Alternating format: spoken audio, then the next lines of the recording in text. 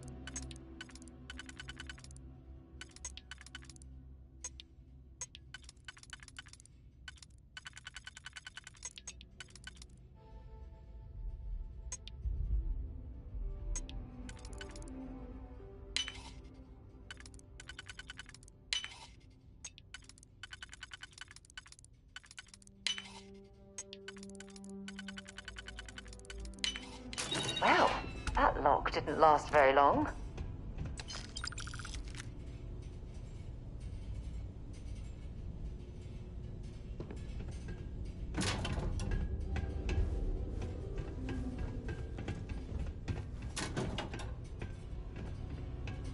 When you have a moment, I'd like to speak to you.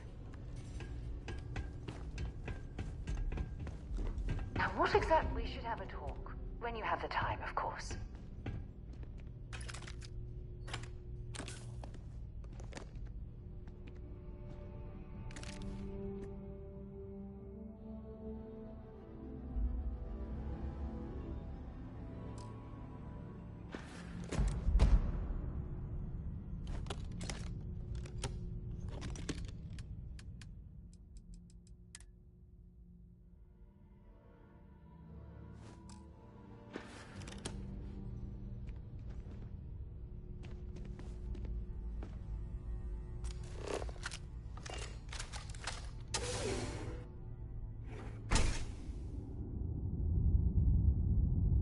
There's something I need to talk to you about.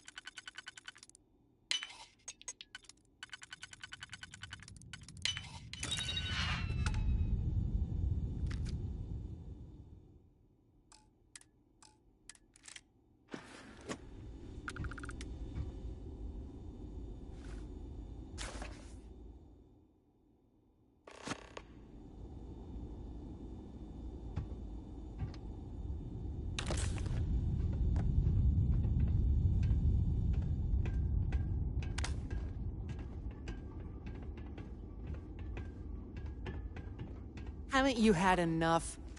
Do your worst. Haven't you figured it out? You'll get nothing from me. You're just gonna have to kill me, asshole.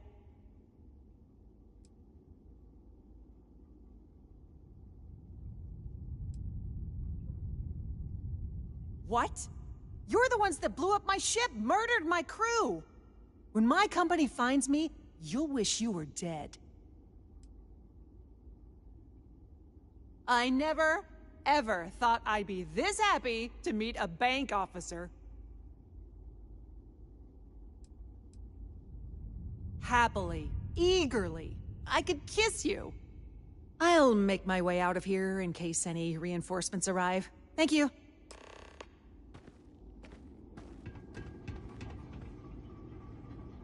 Don't leave any of that behind. We should have a talk. When you have the time, of course.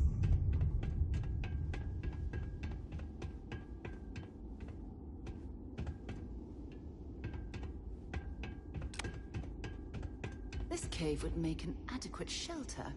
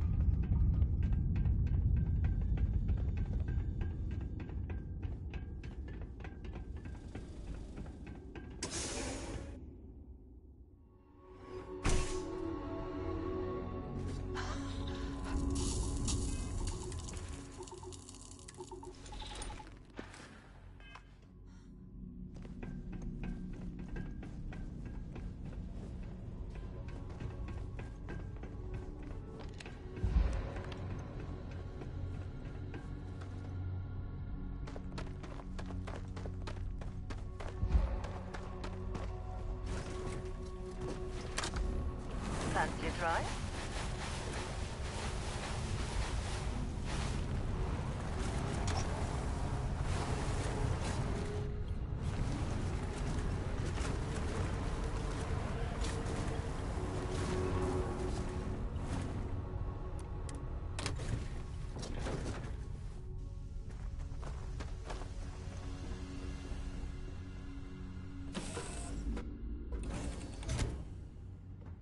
I hope Cora doesn't get too much underfoot. With you. Is something on your mind? If you find any addition.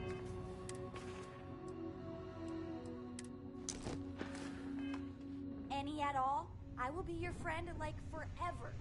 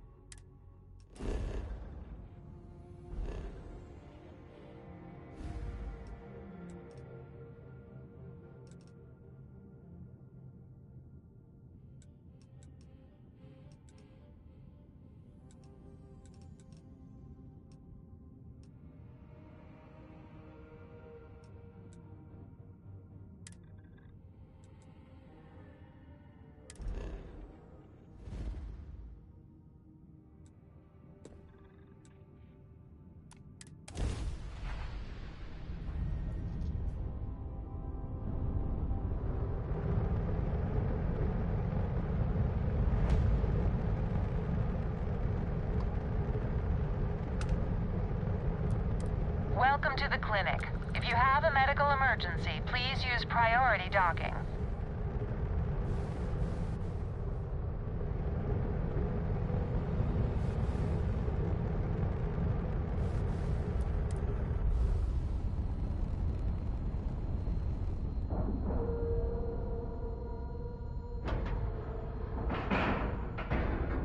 Pressure normalized, and we're docked.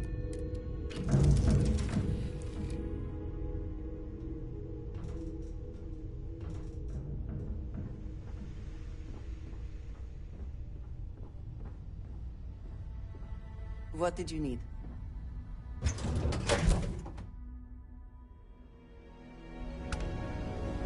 We should have a talk. When you have the time, of course.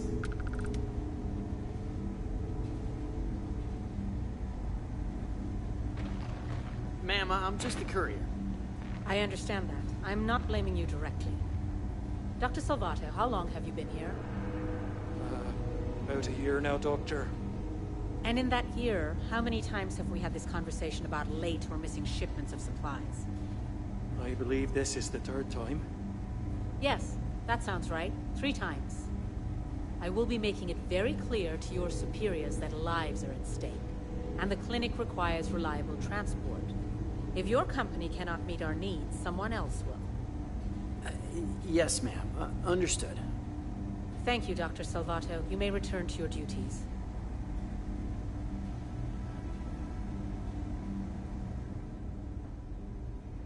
It's a grav drive. I literally can't get here any faster. Anything I can help you with?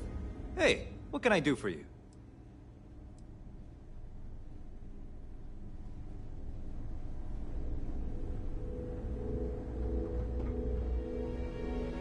My mother wanted me to be a doctor. A doctor? Mothers, am I right?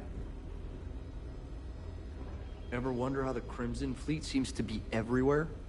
It's because they have little outposts everywhere. There were so many facilities abandoned after the Colony War, the pirates used them as forward operating bases, all over the settled systems.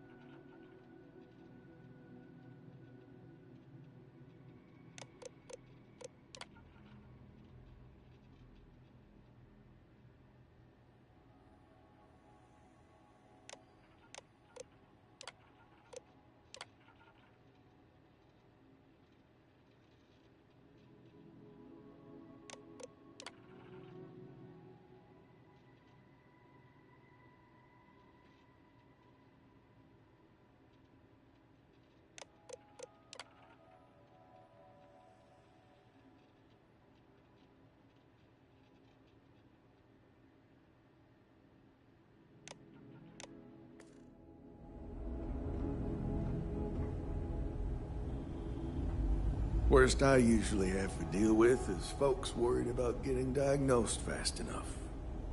Can't blame them. Not exactly a hotbed of criminal activity here, is it? Well, that suits me fine. Well, let's see now. I joined up in 2292, so that'd be 38 years now? Damn. Hard to believe, now that I think about it. Almost 40 years. There ain't been many Rangers who served that long, I can promise you that.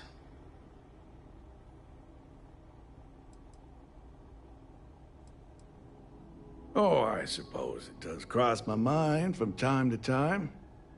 I reckon I'll hang 'em up here in the next few years, but I like the work. Gives me something to do. I suppose I don't think much about it, but when I stop to count the years, well, they sure do add up.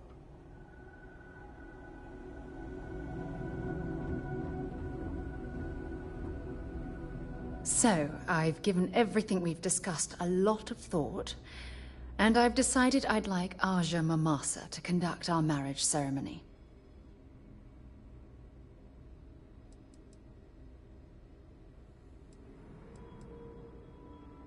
I knew you'd understand.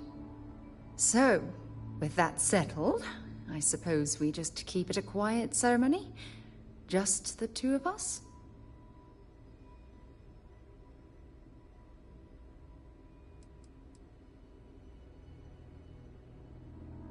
Honestly, no.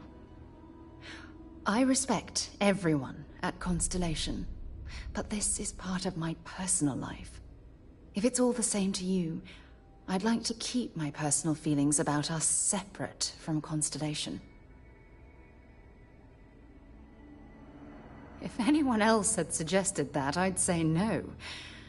But hearing it from you, I know in my heart that it's the right thing to do. I'll send her an invite and we'll see if she shows. Anyone else? Or will the three of us with Aja presiding be enough? Oh, that's sweet of you to suggest, but I think bringing Sona all the way to Aja's home would be too much anxiety for the poor girl. We need to give her some time.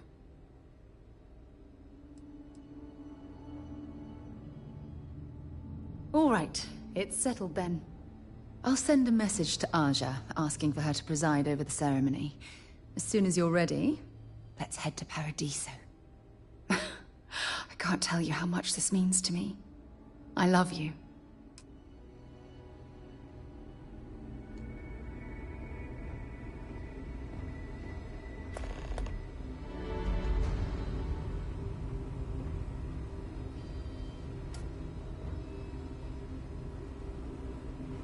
Can't let you in without proper authorization.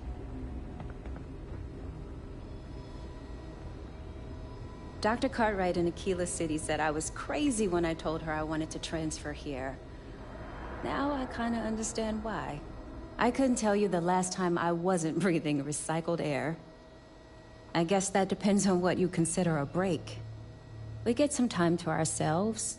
We're not on call all the time, but we're never that far away from it either. Now that I think about it, I haven't actually left the clinic since I got the job. I actually hadn't really noticed.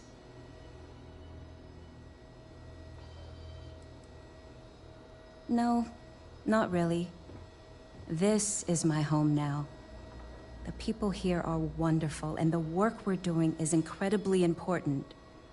That's what really matters. New-ish. I've only been here a year, which, well, when you compare it against Dr. Darvish's career, it's not much, is it? I'm thrilled to have the opportunity, but it's been an adjustment. Very few cases here are simple, and most of them are medical emergencies. Bye. You know, just by breathing the air in here, you are being exposed to about a dozen different viruses. I'm kidding. Probably. Whatever you do, don't unplug anything. You do, and I'll make sure you wind up in one of these hospital beds. Kidding. Sort of. Welcome to the clinic. I'm Dr. Darvish, Chief of Medicine. Is there something I can do for you?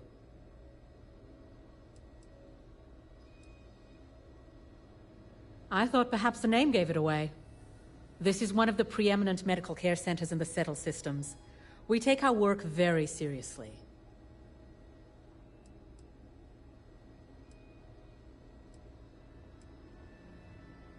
This is hardly the sort of place one comes to sightsee. We have a particular focus on astrovirology here, so the patients we take on tend to have unusual cases that require long-term care, and sometimes require unorthodox or experimental treatments. We have an excellent track record that speaks for itself, but it doesn't leave room for much else. Now, I will not insist that you leave, but if you are intent on looking around, as you put it, please don't interfere with our work, and keep your distance from our patients.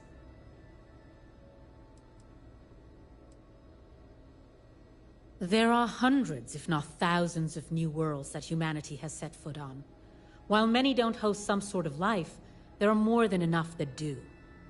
Any one of those worlds could be inhabited by all manner of pathogens, things we've never seen and have no idea how to treat. Someone has to try and stay ahead of what could be a very deadly curve. Here at the clinic, we do our best.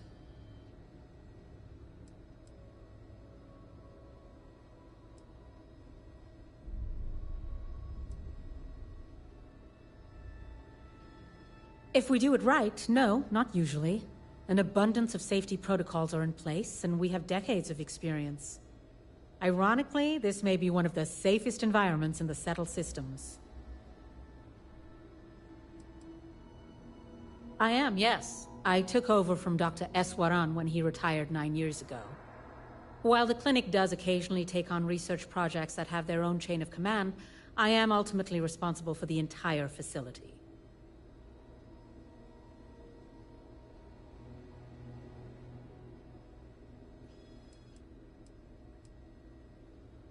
I'm afraid that information is confidential and restricted to our corporate partners funding the projects.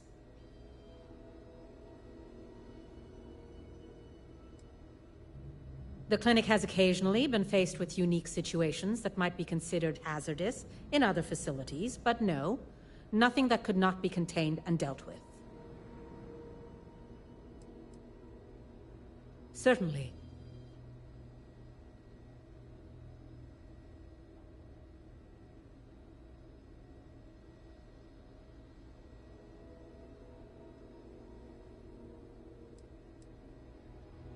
Would you now? Well, I suppose we could always use additional research specimens. The more data we have about what's out there in the Settled systems, the faster we can diagnose novel illnesses. In theory, at least. I suppose we could consider you an independent contractor of sorts. We keep a database of known alien sedatives, but more data points are always welcome. If you could provide some samples, it would be appreciated.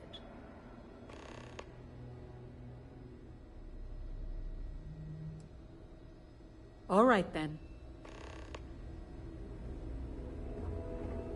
You know, there are more couriers coming and going from this place than patients most of the time. Guess that's a good thing. You'd be surprised how many times I have to argue that we prioritize tech updates. Just checking in. You doing all right? Is there something I can help you with? You look a bit lost. Been here a whole year now. The first couple of years are the hardest, for sure. Damn. You're fleet, aren't you? Oh, I should have known she'd send someone. Look, the price of goods here has gone up. Doubled, tripled even. Did she not even consider a cheaper supplier? She really should.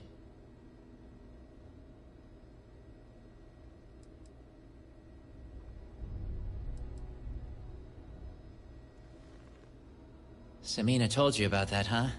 Well, I get why she'd think that, but that's not it at all. I was trying to nudge her into ending our partnership, using the only language the fleet knows. Creds.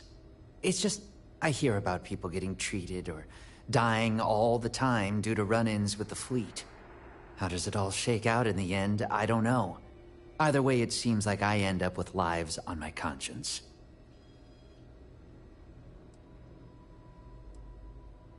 Yeah? Advice from the fleet? I doubt it.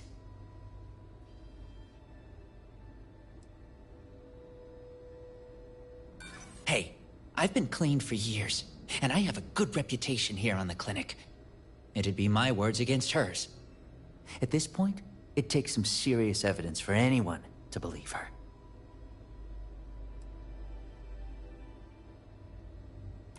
Samina would make good use of them. Not like the people out there making the next cocktail to get high. Maybe we can work something out. I think you've convinced me. Still, I can't believe I made a deal with the Crimson Fleet. I've stashed the supplies in the storage closet just around the hall. Here's the key. Just try not to let anyone see you. I want to keep this as under the radar as possible. Hi, Abby. Are things... how are things? I'm okay, Dr. Salvato. What about you? How are you? You had a chance to talk to Dr. Cassidy. You know, really fun guy. Hanging in there. So dry. I'm Almost glad. think it's non-existent. Well, I should... You know, there's work to do and all. Right. Right, same here. You have a nice day now.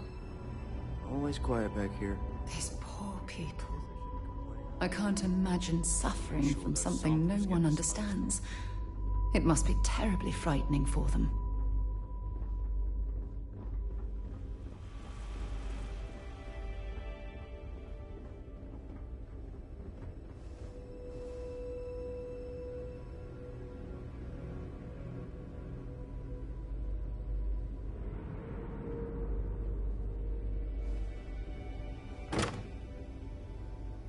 You know that doesn't belong to you, right?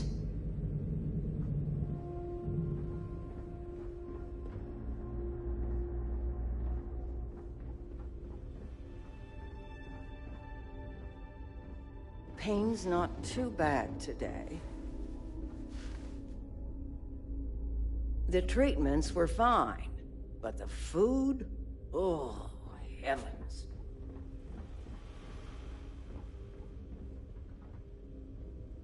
Hey there. Well, I think it's all right, seeing as how my brother and I would be dead if we never came here.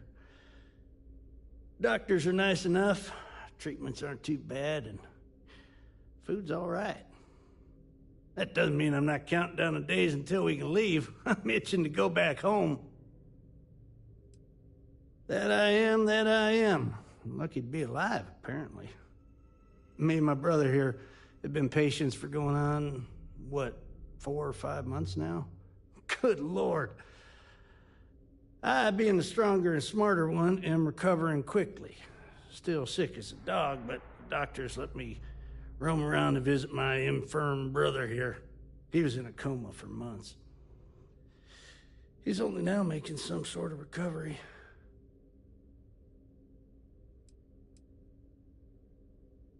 This genius brother of mine was begging me to go on a hike with him on Aquila. He's a real outdoorsy type, you know. Now, being a man of letters, I didn't want to go, but he just kept yapping. So we go on this hike, right? We don't know where the hell we're going. Well, we got lost, stranded with no food or water. I told him to pack food and water, but the fool forgot.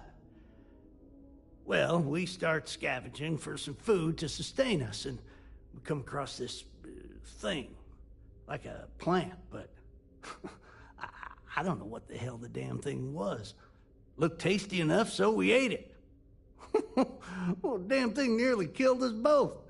Turns out, we weren't even that far from the city, so we were found by some passerby, and here we are. We got real lucky.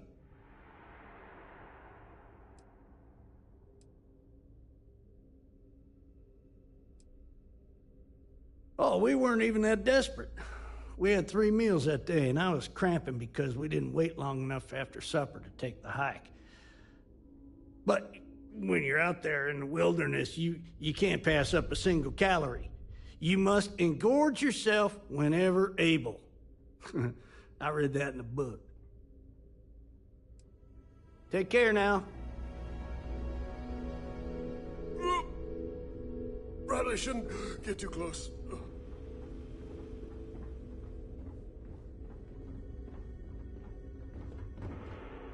Please leave. I'd like to recover in peace. They're just letting people walk into occupied rooms. The last set of trials has been collated and cross-referenced per your instructions.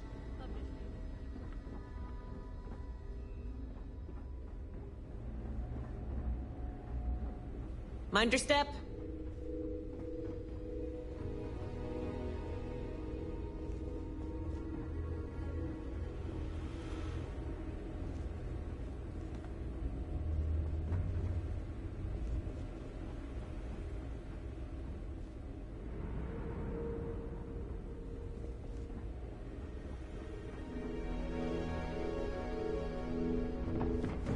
Gotta call someone's power kept going out.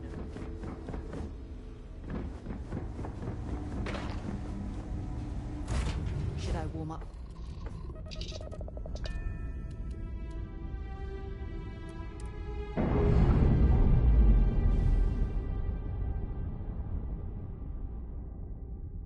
And we're away.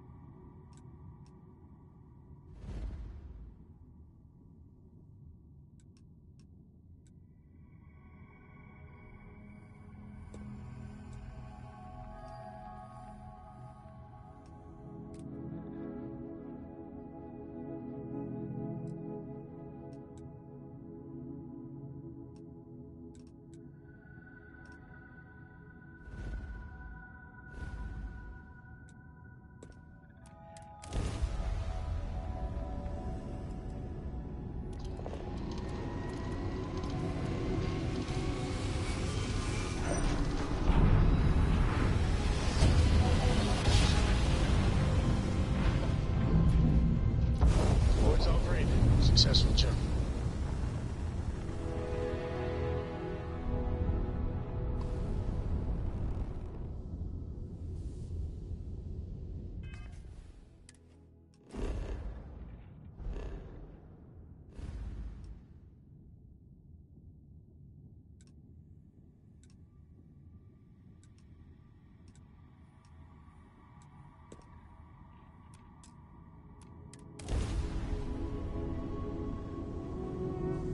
So, Miss Stay Up Late reading under the covers? Did you learn anything from your book last night? Don't pretend to be mad at me. I know you aren't real. I learned that back on Earth, people used to... Another jump down. Take that down. Welcome to the Freestar Collective. Please maintain your current course while we scan your ship. But I guess it only worked because they just lived on one planet. And that sounds boring. Join Neon. Remind me one of these days to tell you the tale.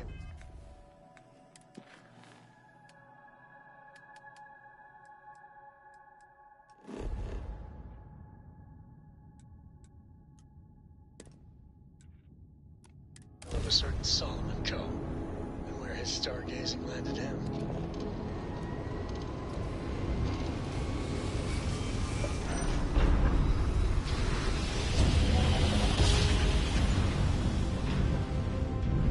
Oh, I never get to... Greetings, pilot. This is Jiro Sugiyama, head of Paradiso Security. I apologize for coming over this emergency channel, but we are in need of assistance concerning the large ship in orbit, and we value discretion in this matter. If you are willing and able, please see me as soon as possible at the main security office in Paradiso. Over and out.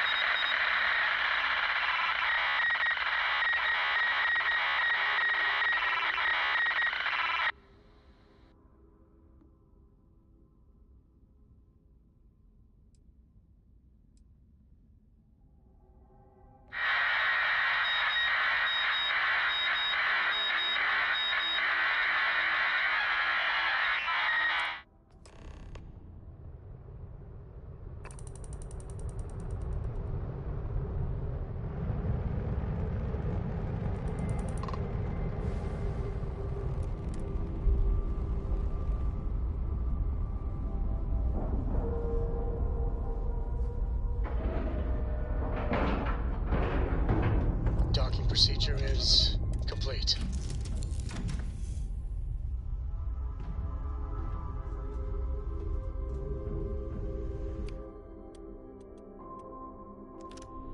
Hi, good to see you. Your ship is way bigger than Dad's. Books.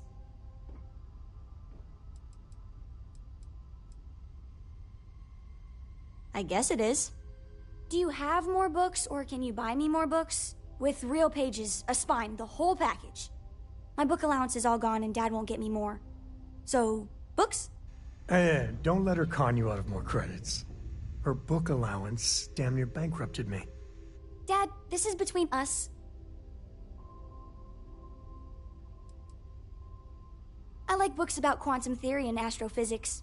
Or science. Or horses. Did you know that it wasn't until after the Industrial Revolution that horse speed was the maximum civilization speed for centuries? All of society was built upon horses. Imagine what they must have looked like for real. They look smelly, in a good way. Oh, Dad, you've made the best friend ever. Well, now you done it. Now you can get pestered about books nonstop. Yeah, a small price to pay for my education. Now, the important question. Pizza. Favorite topping? And please don't say cheese. Dad loves boring old cheese.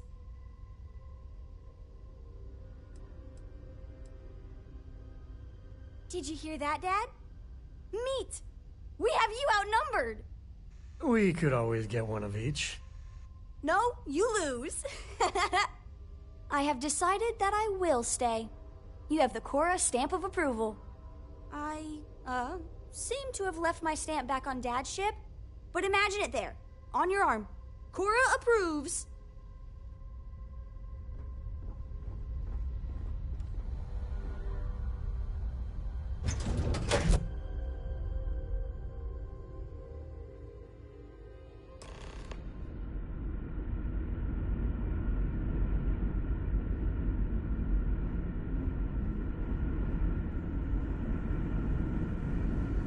Stay alert. Weapons at the ready. Remain calm. There's no reason to suspect whatever it is hostile. I agree with the captain. Now is the time for diplomacy. Agreed. But we must be ready for the main. Now, eyes and ears sharp. You're human.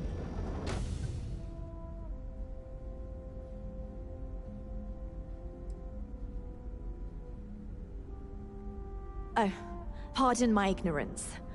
We just didn't expect to find people out here. We didn't think anyone else left Earth before us. Imagine being cut off from humankind for that long. How terribly frightening that would be. Perhaps we should greet our guests. Of course. Manners. I'm Captain Diana Brackenridge. This is Security Officer Bomani Reader. And this is Dr. Mabuti da Costa, one of our elders. A pleasure to meet you.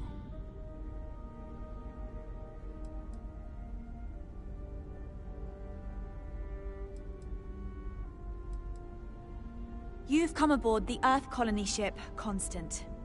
Generations ago, we set forth from the planet Earth with the mission of colonizing a new habitable world in the spirit of our ancestors nearly a millennium ago. I see. As you may have presumed, we're in a bit of a bind. Our ship has finally completed its near 200-year journey from Earth, only to find our new home seemingly colonized by... well, we don't know. Communications haven't been successful, so your arrival... Perhaps you'd be willing to act as a middle person between ourselves and... the others.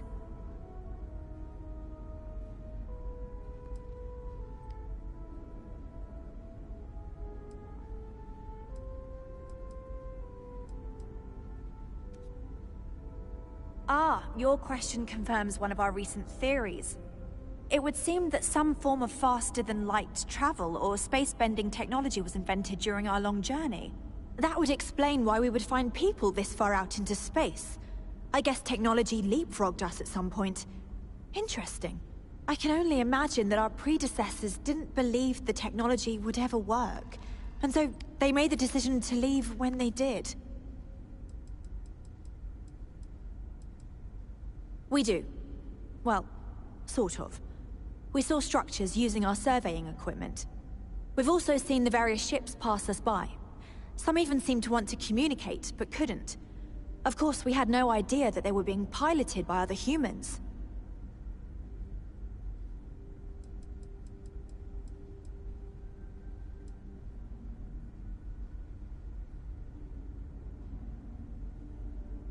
Well, the short answer is, we didn't. It's a generation ship, which is to say that most of us lived long, happy lives on board and passed our mission down to our children. It was never intended that the original crew would make it to our destination. The goal was always the preservation of the human race above all else. Though, it would seem that was perhaps a bit presumptuous. We're not entirely sure. Our engineers believe it's possible that our technology just isn't compatible with theirs. All we hear when using them to communicate with anyone is a bunch of disturbing noise. It gave me the heebie-jeebies at first.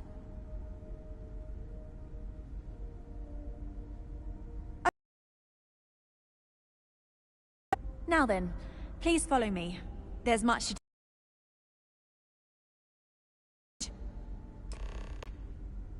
Dr. da Costa, you may return to your quarters if you wish. Thank you, Captain. I will follow you to the bridge, ma'am, for security purposes. I do not believe we have need to fear our guest, but I'll allow it if you insist. Welcome to the Earth colony ship Constant. In the early 2100s, my ancestor, Rupert Brackenridge, researched a number of scientific scenarios: climate change, asteroid impact, nuclear war, global pandemic, and more. Each scenario showed the likelihood of an extinction-level event to be within 50 years. He fully believed Earth was destined to be rendered uninhabitable. We've always assumed that's what happened. Just because So, he gathered the best and brightest he could find, built the Constant, and set a course for this planet here. We were told that it was the largest, most advanced ship ever constructed on Earth at the time. If you can believe, entire generations have been born, lived, and died on this ship. It really goes to show that there are no limits to human ingenuity and perseverance. Never seen a ship like yours before. Again, I haven't seen any ships before you arrived. Just stay out of trouble. I have to say, with technology this outdated, I'm amazed this vessel is able to navigate at all. It's almost like walking through a museum. No matter the outcome, I won't let my crew down. A bit frazzled, as you can imagine. People are anxious about discovering that we're not alone, and also worried about what will come to pass. While we hope we can work out a deal with the people on the surface, they seem reluctant to reach out, so there's no telling what will come of that. I do know that we can't afford to stay here in orbit forever. The ship was built to sustain us for many years with backup provisions just in case, but even that will come to an end eventually. I think I'm coming up on 6 years now. I was only a teenager when my father died, passing command of the ship to me, as is tradition. Because of that, I've had to sort of learn as I go along, instead of taking years of study and apprenticeship under the prior captain. I think some people on the ship resent me for not having the level of experience as my predecessors. But at the same time, without my command, we likely wouldn't have made it here so quickly. Well, as I mentioned, we've been unsuccessful in communications with anyone up until you arrived, though not for lack of trying. But since you're asking, maybe you'd be willing to be a sort of diplomat between us and them as we attempt to resolve our situation. Does that sound agreeable to you?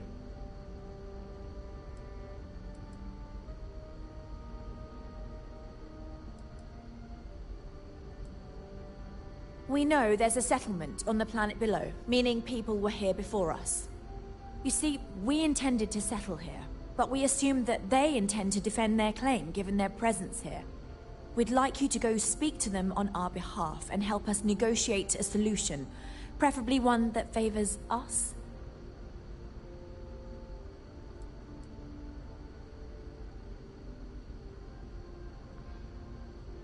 When we left Earth, there were no claims to planets this far out into space.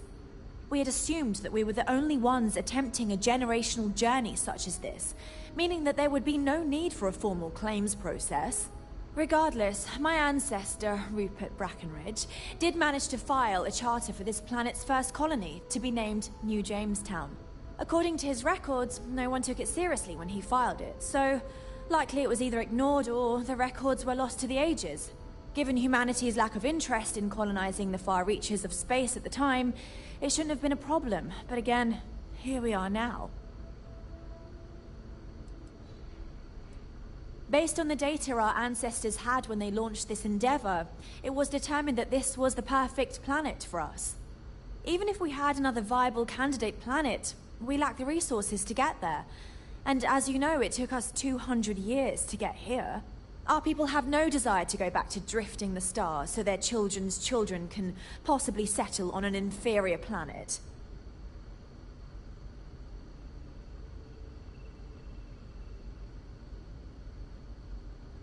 Excellent. Make no mistake, this is our planet, and we intend for them to see this our way. So, speak with their leadership and see if you can negotiate a solution on our behalf. Preferably, get them to see things our way. Report back to me and let me know what they say, and we'll go from there.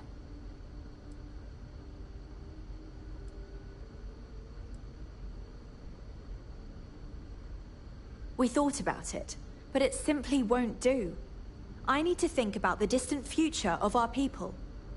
Sure, our first settlement may be small, but our predecessors dreamt of our new civilization spreading across the globe. That will be difficult if someone else plans to do the same. While we're not completely close to the idea of sharing, it's much easier if we have complete domain over this world. Now, it makes little sense to give up before you try. Thank you, and good luck.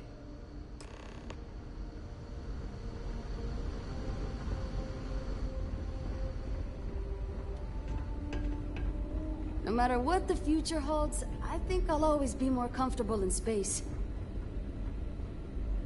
Hey! So it is true. An actual stranger aboard our ship? Wow.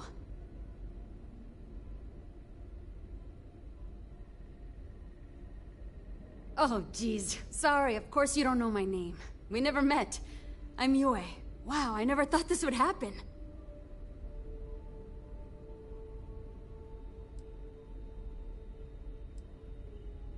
Sure. Well, unless there's anything else you want to talk about. Oh, I'm the navigation officer, though I switch between nav and piloting. I'll be honest, the ship pretty much flies itself. Its destination hasn't changed since it launched, and we're here now, so I'm not sure what's next. It's incredible. I'm pretty excited to meet new people and ask them all sorts of questions.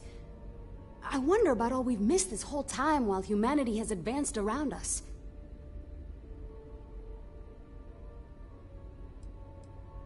See, the nav system's not perfect.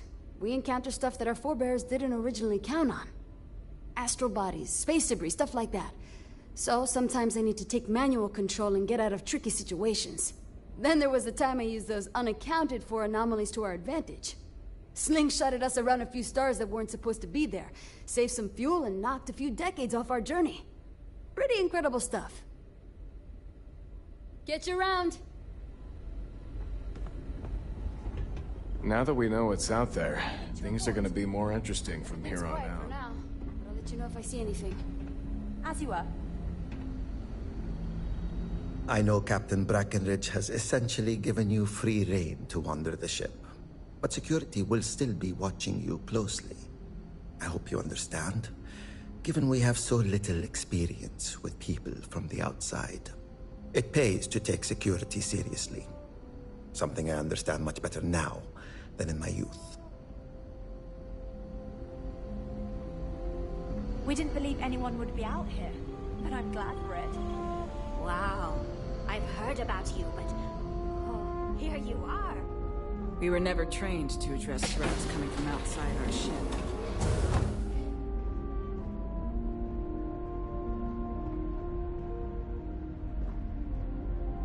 Brackenridge? That sounds so familiar. Something from history slates that I've read. Oh, I feel I should know who this person is, but somehow it's escaped my memory.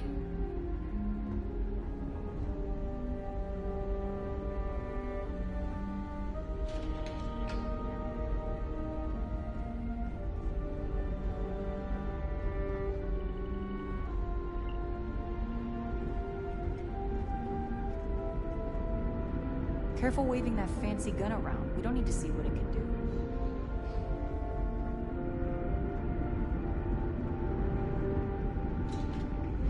The Constant is a peaceful ship. Don't change that.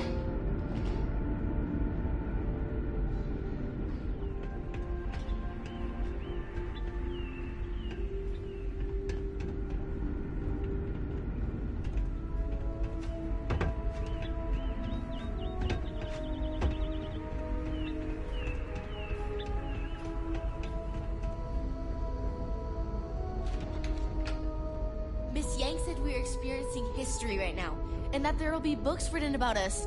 I'm gonna be in a book. I bet you've been on lots of cool space adventures. Just like in the old movies. So many people out there. I thought we were alone. Hello there.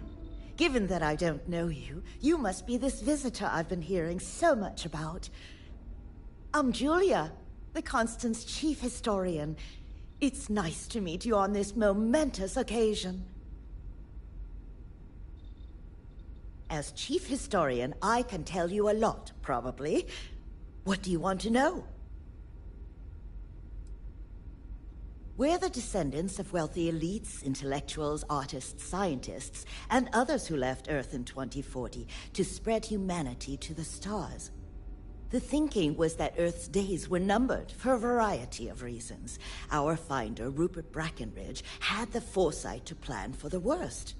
Thus, he constructed this colony ship to settle what seemed like the most habitable planet we could find, knowing full well it would take generations to reach.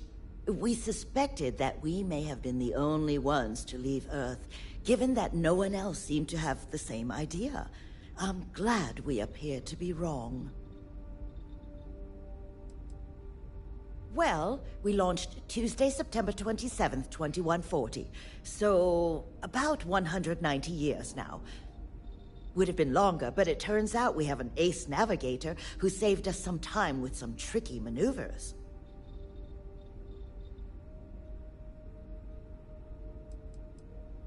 ECS stands for Earth Colony Ship. We wanted a fairly inclusive name to represent the planet, and not a particular nation of origin.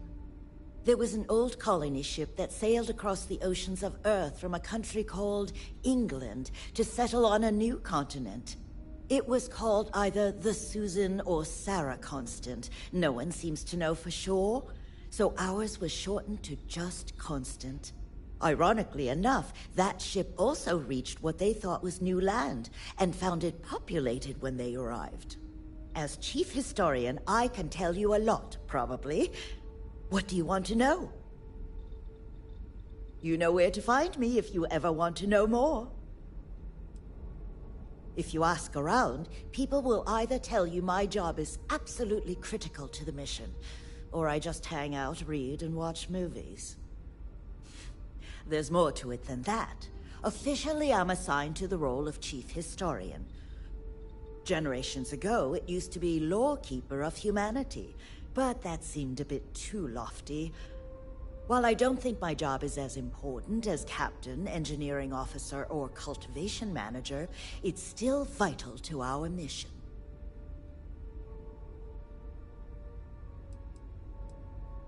I run the educational programs aboard the ship for all the children and any adults who are looking to learn about Earth history. We try to have group sessions some evenings where we read old Earth literature, watch old films, listen to music, and the like. So yes, I hang out with children and watch movies, but it's more involved than that. We historians are charged with keeping Earth culture alive, so that we never forget where we came from.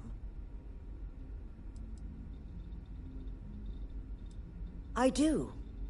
But sometimes it's frustrating to convince some people that my job is important, since it's not directly related to our continued survival.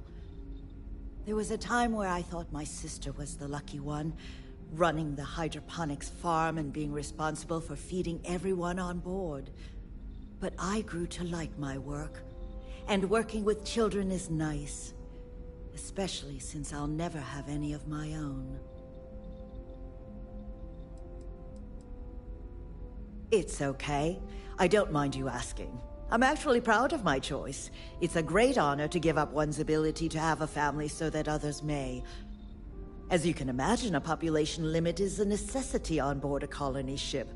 I made my choice long ago to give others the chance to have a larger family should they wish.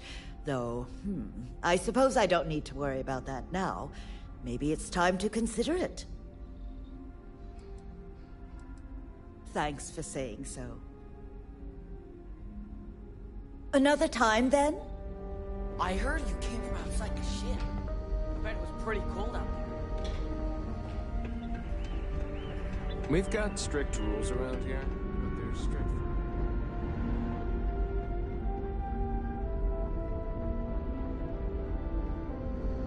Never seen a ship like yours before.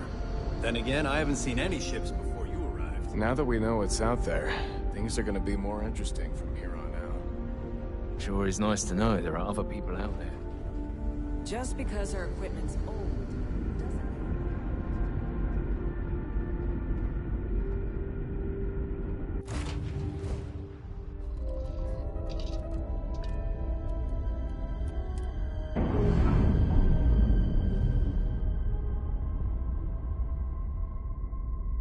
That's a clean break. Ready to go.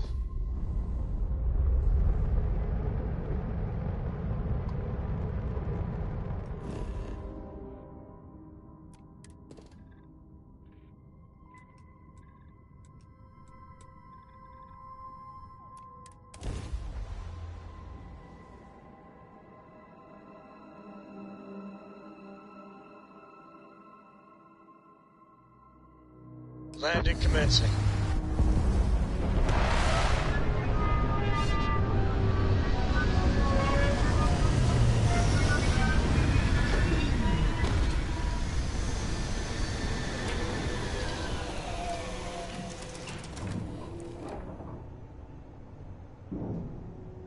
Now, you're not pestering the captain, right, Cora? Pester? You think I'm a pest? Oh, never. Poor choice of words. You being nice to the crew, too? Of course. So this book collection fund I heard about? Don't you always say, don't listen to rumors? Any day you make it through is a victory in my book.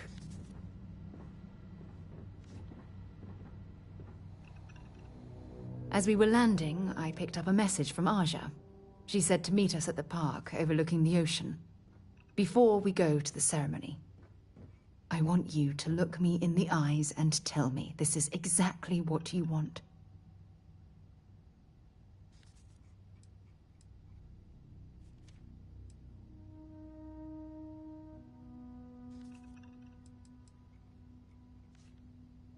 I just melt when I hear you say things like that to me. I love you, and I'm forever thankful to have someone as amazing as you in my life. Now come on, Aja is waiting for us. But first, we should probably say something to my mother.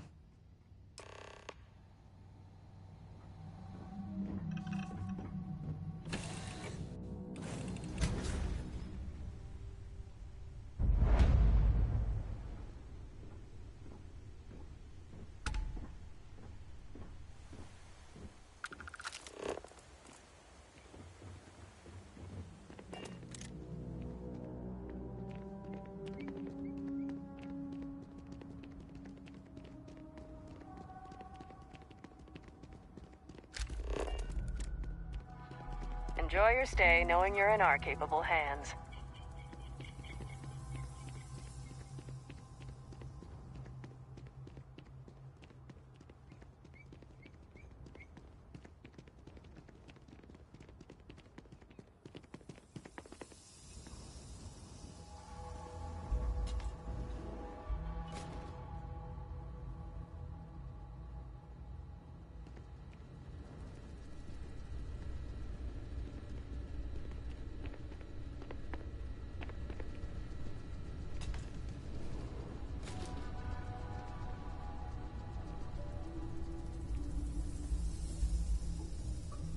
Welcome to Paradiso. Jiro Sugiyama at your service.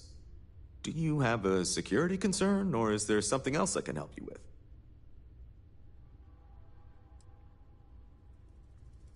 with? Neither. We're our own private force. The Paradiso group pays top dollar for top-notch security. And I dare say we're some of the best in the business. We have to be out here on the fringes of the settled systems.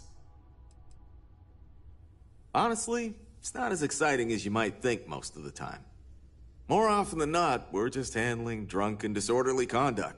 Heck, even pirates leave us alone for the most part. I think it's because some of them actually vacation here. As long as they're not bothering anyone, we've been told not to worry about them. Something I can help you with?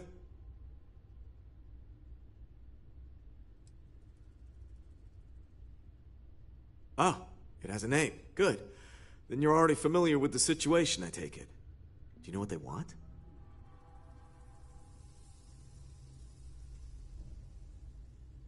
Interesting. We obviously have no records of a colony ship claiming this planet. Whatever the case, you'll need to speak with Oliver Campbell, a CEO for the Paradiso Group. He's in charge of bringing all formal decisions before the board and helping to make calls on them. I'll let him know you're on your way.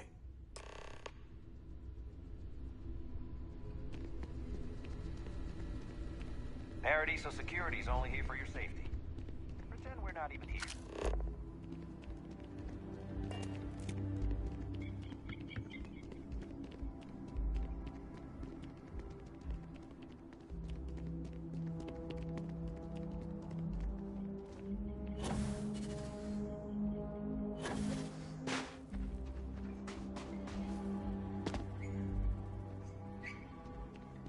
Paradiso is absolutely beautiful.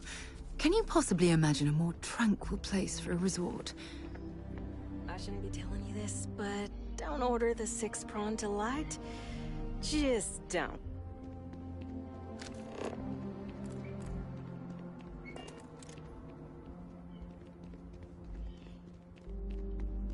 Hello there.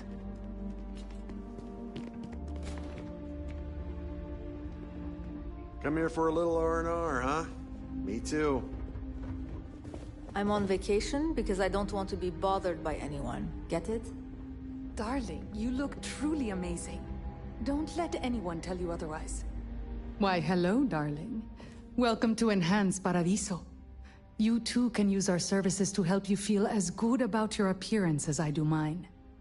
We can make you thinner, larger, change your hair, your face, or even your sex. Anything you want. Or perhaps I can interest you in the Paradiso Getaway Bundle promotion. This is a one-time offer for new Paradiso customers. Once you decline, it's gone.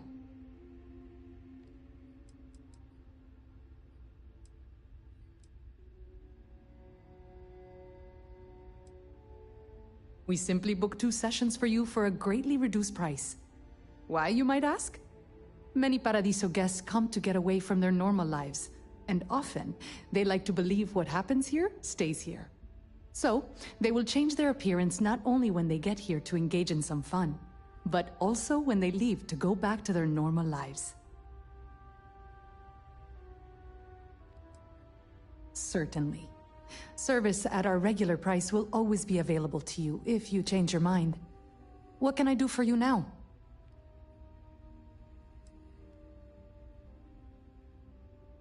That's very kind of you to say. I have put many credits into my appearance, and I am proud of how I look. There is no shame in paying to look good. I regularly use enhanced services. A little tweak here or there every so often keeps things interesting. And the fact that it is hard to notice proves the quality of our work. Yes, goodbye, darling.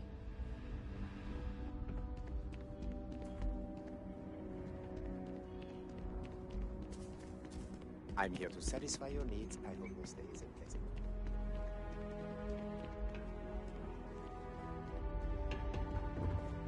You can dress it up however you like, but a Chunks by any other name is still a Chunks. Hello. Welcome to Chunks. If this is your first time dining with us at this location, you'll find our cuisine and service is a step above what you're used to.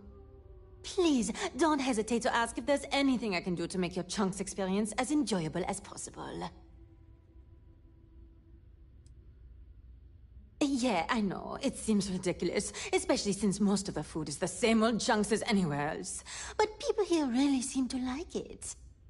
Honestly, what else do you want me to say? This is my employer and they treat me well enough. So please, enjoy some gourmet Chunks. I used to work at a Chunks in Neon before my transfer was approved, and while I much prefer working here, I can say that it's not a lot different. It looks a lot nicer, the food is supposedly higher quality, and we treat the customers with greater care, but that's really about it. Thanks for visiting Chunks!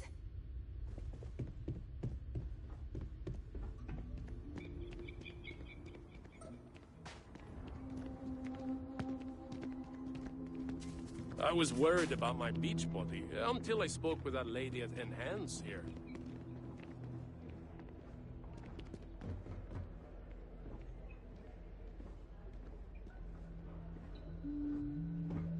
Oh, this looks like a lovely place for a stay. Might also be the perfect time to stop for some food or a tranquility. Where should we begin?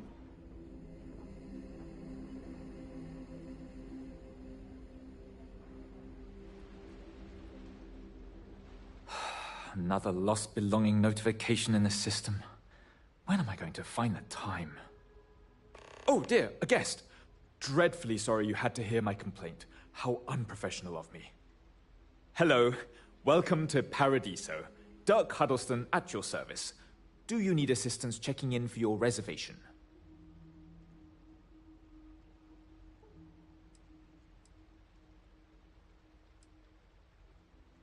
Oh, no, nonsense. Just a small scheduling issue.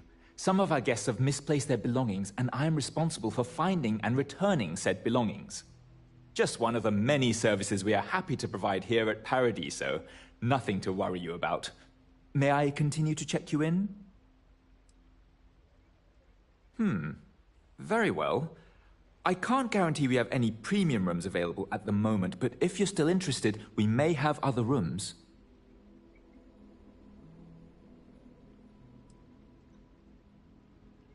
Broad question, but I'll try my best.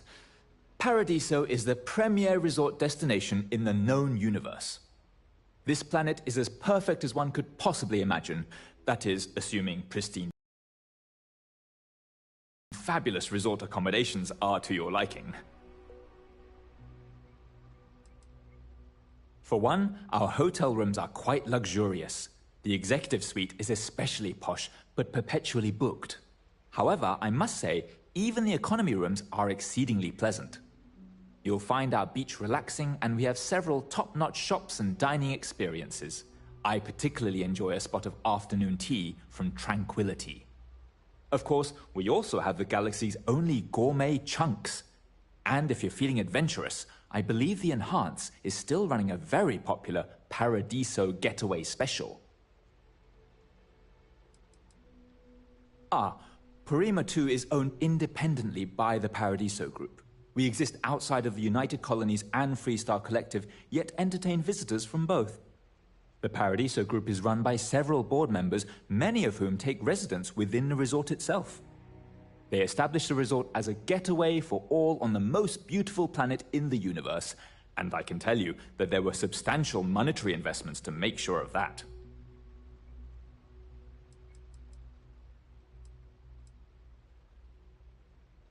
The system shows that we do in fact have a room available. Are you looking for the daily rate or the more economical weekly booking rate?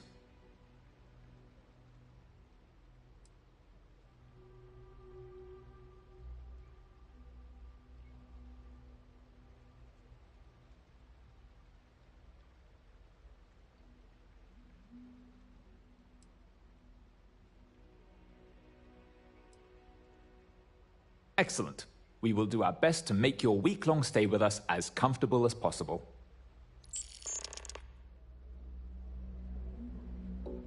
Surely I can do something for you? Oh no, you're on vacation. I wouldn't dream of asking a guest to find other guests' lost belongings. But if you want to take a look at the list in the system and you happen to find anything while you're out and about, I suppose it would help me out. Please, don't feel obligated, however. Let me know if there's anything else you need.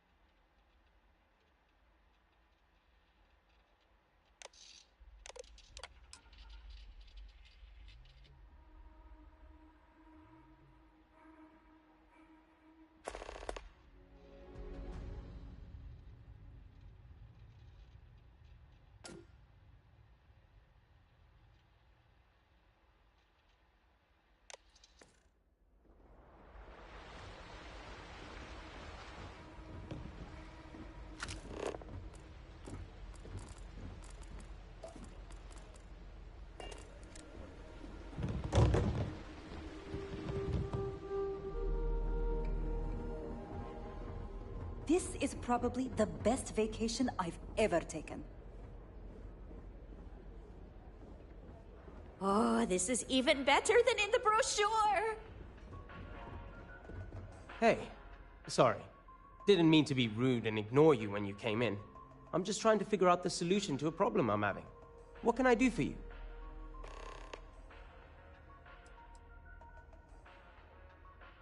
Ah, well, I'm not sure if you know this, but most coffee is synthetically created. Ours is 100% organic, made from coffee beans rescued from Earth hundreds of years ago, and cultivated by Café Luxe authorized growers. Trust me, you can really taste the difference between our real coffee and the other, stuff. Not bad. Well, it'd be a little better if that tranquility went within spitting distance. I'm not saying anyone should spit on tranquility, by the way. Just maybe don't buy their tea. Drink coffee instead. Yeah? Yeah. Matter of fact, I am. We keep losing business to tranquility. It seems like they're always trying new things, new recipes. And well, we just have the same old coffee here. I have an idea, but I don't know if I have the skills to pull it off.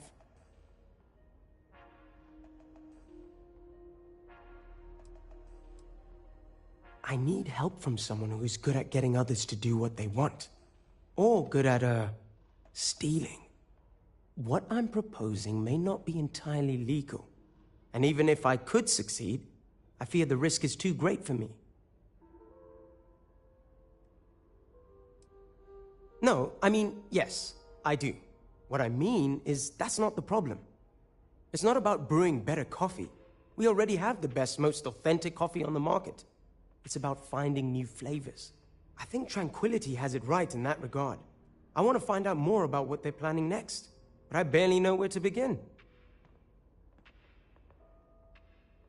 Have a good one.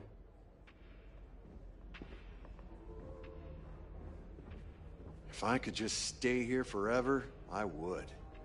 Hi, you've got good taste coming here. What would you like? Hello, welcome to Tranquility.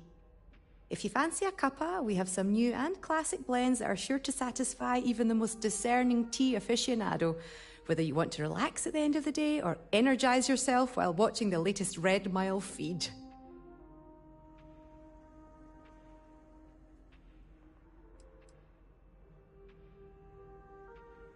You know, I thought you looked familiar. I think I've seen you in the feed before. I can't believe I'm talking to another runner. I'm a big fan of the Red Mile. You know Donovan Reese? He once came and ordered tea at our little shop. I think I died a little when he kissed my hand. If you ever run into him, tell him I still remember. Aye, that's the spirit. It's not like you'll find a better drink over at Café Luxe, am I right? So, what can I get for you today?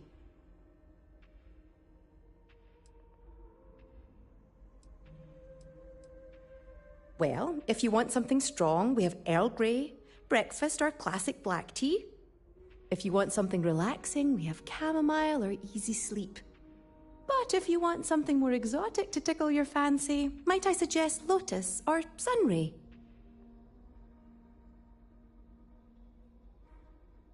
Have a good day now.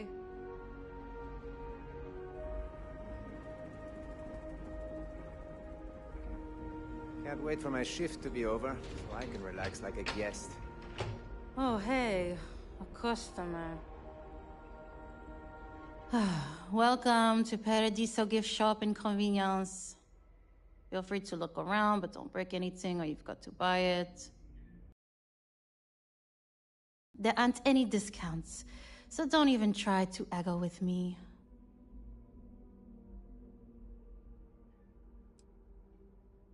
Why would I? I have to sell overpriced crap to rude, obnoxious tourists all day.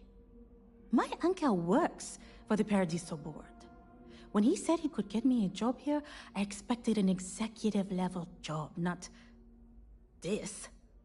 But it's not all bad.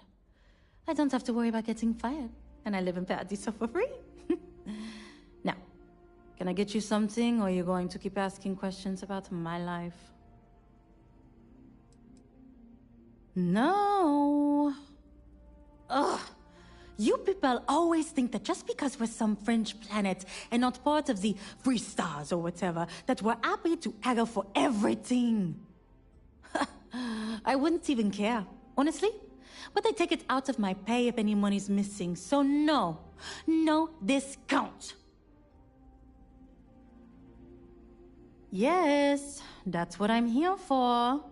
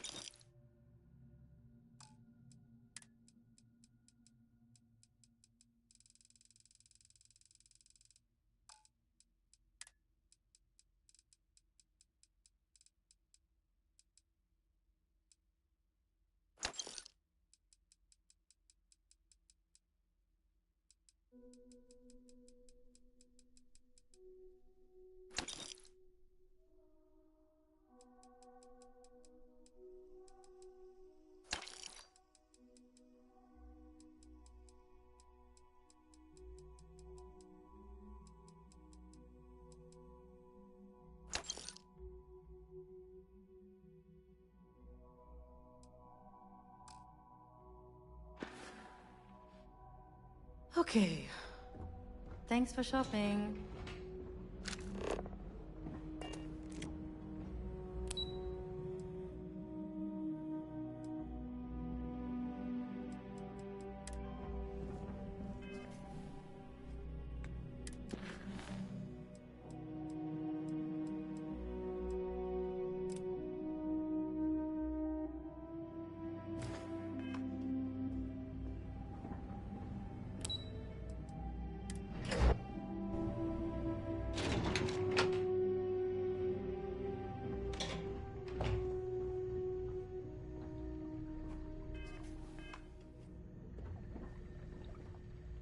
Hi there. I've got a lot on my plate right now, but I'm happy to help if you need it.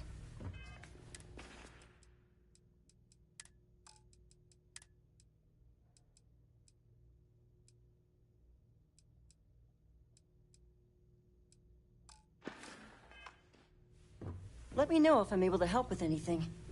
Hey, hope you're enjoying yourself.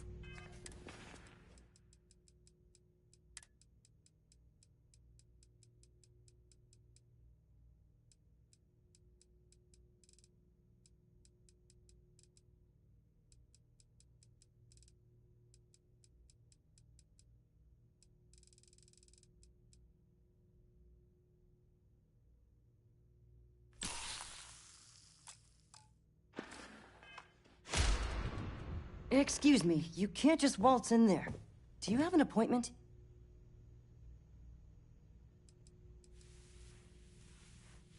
Oh, you're the one they're waiting for then. Do you need anything else from me before you meet with the board? I can't speak for anyone else, but I've got a pretty high-pressure job working as the executive assistant to the Paradiso board. You can imagine, dealing with a team of execs, trying to manage all of their schedules and their other whims. But it pays well, and they give me a nice executive suite at the hotel to live in, so it's not all bad. Free access to all the resort's amenities after work helps too. What I could tell you would get me in a lot of trouble. Most of them are typical C-level execs. I doubt you even need to use your imagination for that. The ones that show up to work day to day, at least. I swear, I've never even met some of them, because they chill at their own private, secluded beach homes all the time. Anyway, be smart around Oliver. He's got a way of getting what he wants without you realizing it. And that's all I'll say. Sure. Have fun in the shark tank. And don't worry, even they call it that.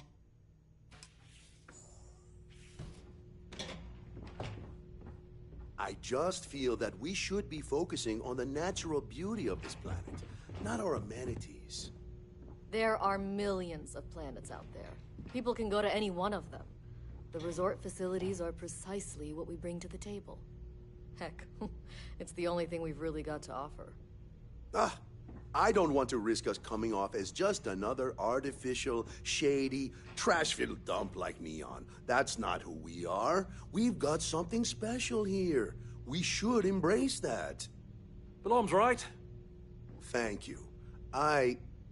We don't want to compete with Neon. Bayou's ruthless. He'll do anything he can to eliminate the competition. We don't need that kind of trouble. That being said, I think there's a middle ground. Maybe build up the beachfront at a boardwalk amusement park. I've had this idea to build artificial hot springs, that sort of thing. Sounds good. If it's not important, I'll bring look it up into with what that will Keefe. cost us, and we can circle back around to this. No, of course not. There's several more. We're just the ones who show up day to day. The others spend their time lazing on the beach or gallivanting off-world. Doesn't bother me, though. Less cooks in the kitchen means I get to make all the big decisions around here. Seems to be working out for us just fine. I am. And you must be the diplomat Jiro told me about. Welcome, welcome. Normally I'd offer you an all-inclusive stay at our resort before we spoke. But given the circumstances, I'm going to cut to the chase. We've got our friends, the aliens, up there causing all sorts of problems for our resort. You like that? The marketing team came up with it. The thought is, if we can't get rid of them, it might actually attract more tourism. Come see the aliens!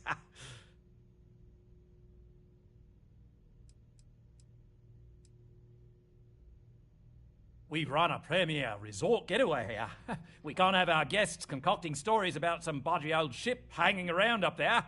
As it is, we've had to reroute our luxury liners round the other side of the planet on entry so no one sees it. It's bad for business. We need to nip this in the bud and take care of it before the tourists catch on and cause a scene.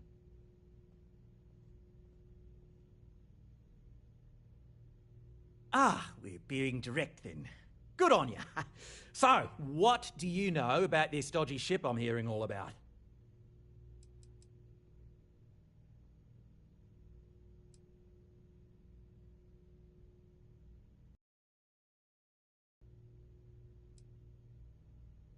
Well, that's something.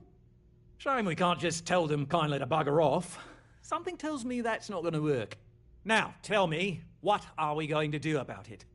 Give me some proposals, people. I need something to work with here. We could offer to resettle them here. There's more than enough space.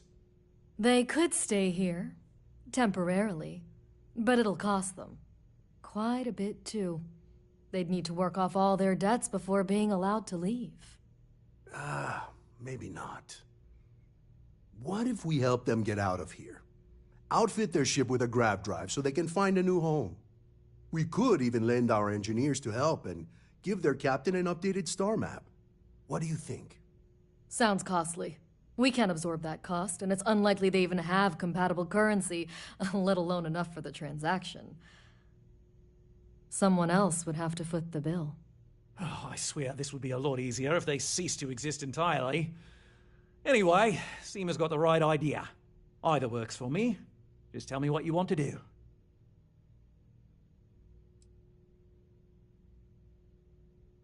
Oh, I didn't say that specifically. This would be a mutual contract for room and board in exchange for services rendered. Of course, there's no telling how long this arrangement will last, given the substantial costs we'd need to take on in order to accommodate them here, including their continued room and board. But this may save the resort on operating costs in the long term, as we'd be able to let go of some of our current paid staff.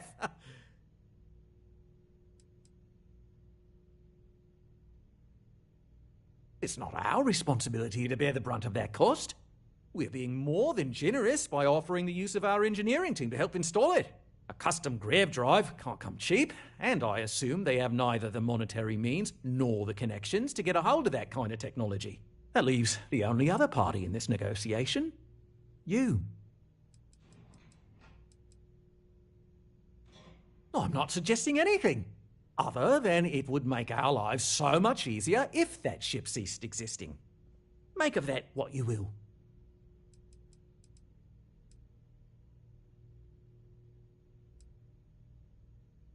We own this planet, they don't. Here at Paradiso, we don't like leaving things to chance. Who knows what these people will do with their land? Imagine the landscaping disasters they might come up with, and how that might mar the satellite imagery of the planet in our brochures.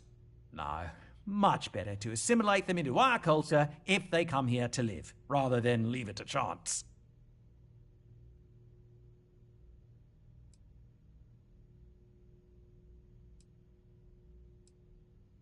And that's within your right. But as the CEO of Paradiso Group, I'm the one who has to make and approve decisions around here, not you. So, as much as I appreciate your feedback, it's not in the best interest of the Paradiso Group to take it into account. And which proposal will you be taking to the good captain? I assume there's a captain?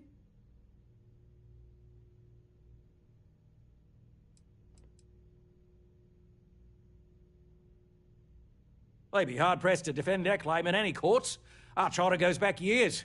It was registered with both the UC and Freestar Collective, per the Centaurus Proclamation. We may be outside the settled systems, but that charter's official as can be.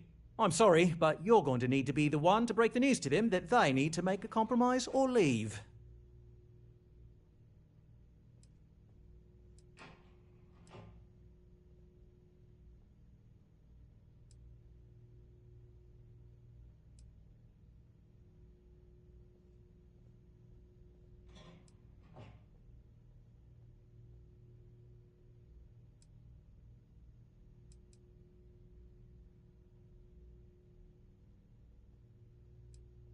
Ah, good on you. You want to see a man named Benny St. James over at Hope Tech. He's the best in the business. If anyone can retrofit a 200-year-old ship with a modern grav drive, it'd be him. We'll coordinate our engineering team with his when you return, though you may have to help the Constance engineers prepare for it on their end. Good luck. I know this was a difficult decision, but if it's any consolation, I think you've made the right choice. Compared to the destruction of their vessel and relegating them to a life of servitude, I'd say this is the best chance they've got. Right. On behalf of the Paradiso Group, we appreciate your help. I've been working on a new marketing slogan. Don't just imagine paradise. Live it in Paradiso.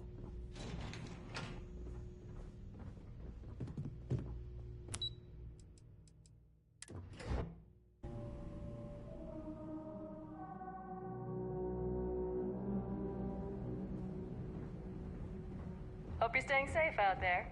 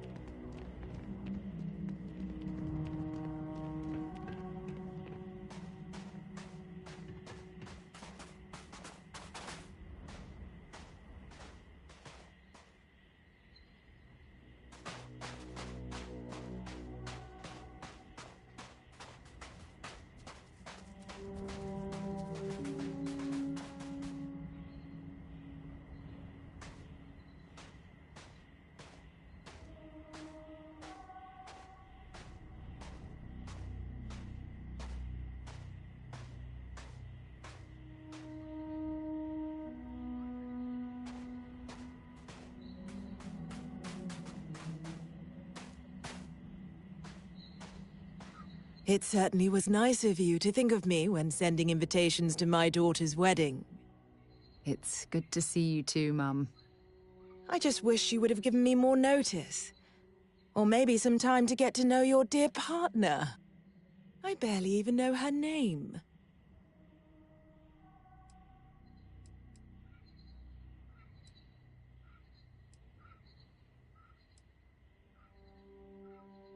Yes, good to meet you too, my dear. If only my daughter had thought to introduce us sooner. We could have built more of a rapport before this big day. We'll have plenty of time to talk more later, I'm sure, after the ceremony. Anyway, I'm sorry, Mum. I know how this must all seem to you. This was a sudden decision, and we didn't want to waste any more time. We wanted to keep the ceremony small, and involve only the people I care about the most. Sarah, dear. I hope you know that I am delighted to be here, to see you finally get married. It's been a long time coming, and I wouldn't miss it for the world. Thank you for coming, Mum. We'll be sure to talk more in a bit. But for now, let's not keep poor Aja waiting. We're waiting until everyone arrives. It's so lovely to see you, Sarah. It's wonderful to see you too, Aja. I've heard a lot about you. All of it good. You're quite a catch. 10 seconds in and already you're embarrassing everyone.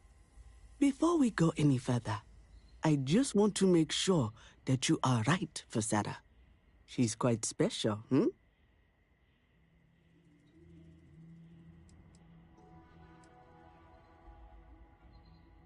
Oh, God. Now you're embarrassing me. That's called love, my dear. You better get used to it. Well, I've seen enough. I can read people the moment I lay eyes on them. And you're going to make Sarah quite happy. Coming from you, Aja, that means a lot. Of course, Sarah. You know I always look out for you. Now, are we ready to begin the ceremony? Very well. If everyone's ready, then I'll begin.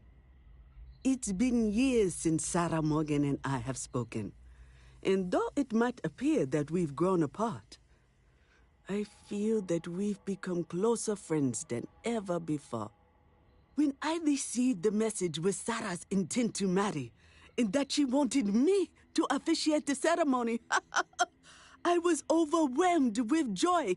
Not because she had decided to rekindle our friendship, but because she was allowing me to share the happiest moment of her life. I can't imagine a greater honor. And for that, Sarah, I thank you.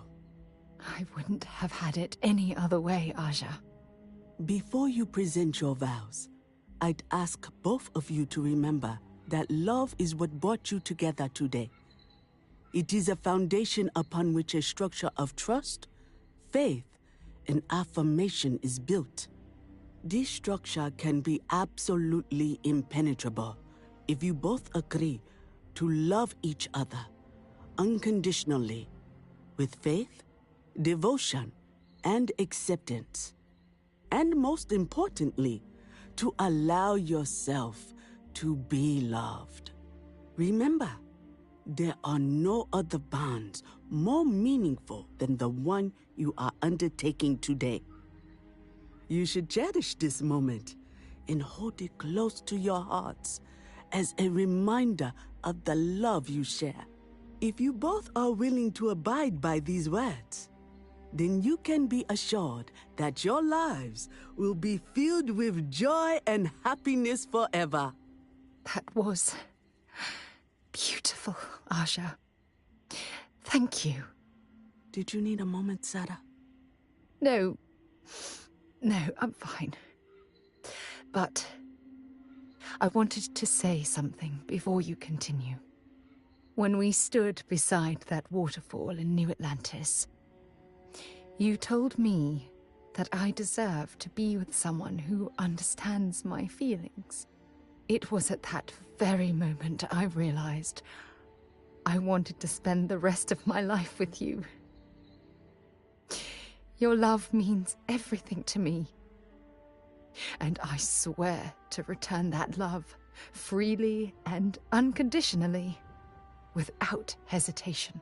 This is my solemn pledge to you. From deep within my heart, from deep within my soul, for all eternity. And you? Did you have anything you wanted to say to Sarah?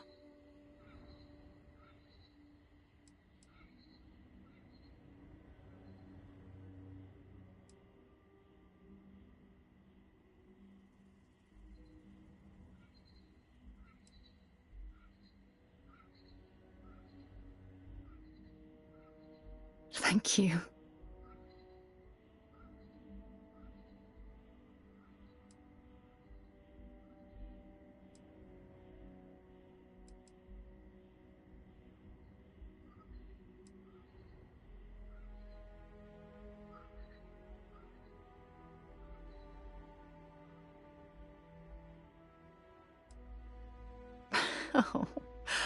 Oh, you're going to make me cry. You had a gift, Sarah? Yes. I wanted you to have this as a token of our love. I'm giving this to you as a symbol of the clean break I've made from my past. Oh, it would have been impossible without your help. And for that, I'll be forever grateful.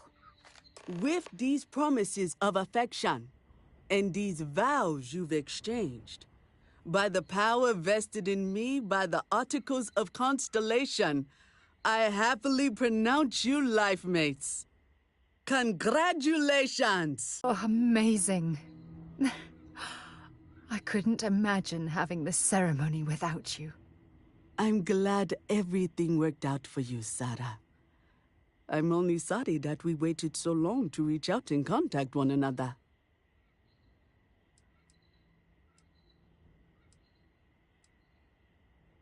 You better.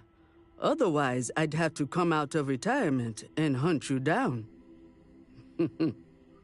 Well, you're both welcome to stay here for as long as you like. Sarah, your mother will be staying here with me for a few weeks. We've actually got a lot more in common than I expected. So, I guess this is goodbye for now. I wish... Miss Aja, thank you. It was a wonderful wedding. I was so happy to officiate for you. Any troubles you need to share? Stay safe, darling. Yoon, I really do hope you're truly the one for my daughter. It was not quite what I had imagined for Sarah. I thought it would be a grand affair with hundreds of friends and extended family gathered to celebrate. But given her history, I should say I'm not entirely surprised she chose something completely different. However, despite that, I must say that this was truly something special. It was quite splendid. Just the two of you, myself, and Aja. From the bottom of my heart. Thank you again for having me.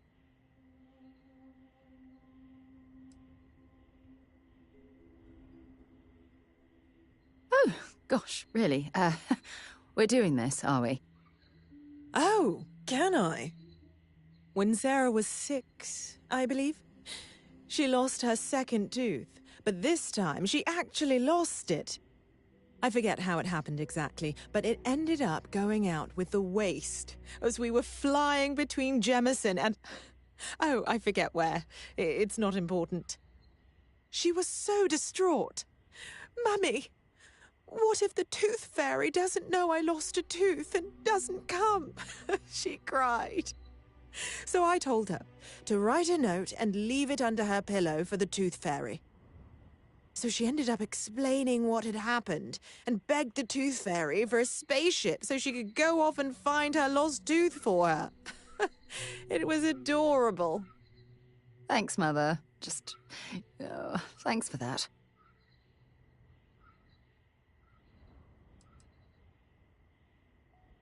Mostly the physical distance between us. It wasn't intentional, I'll have you know. Our lives simply diverged as she grew older. You may not know this, But we had different plans for her when she was growing up. I've since come to terms and accepted that she didn't want to follow in her parents' footsteps. Perhaps... She needs to hear it from me. I need to make it more clear to her that I'm proud of her, regardless of her choices. I need to, if I want to be closer to my daughter and her new partner. I guess we're done for now.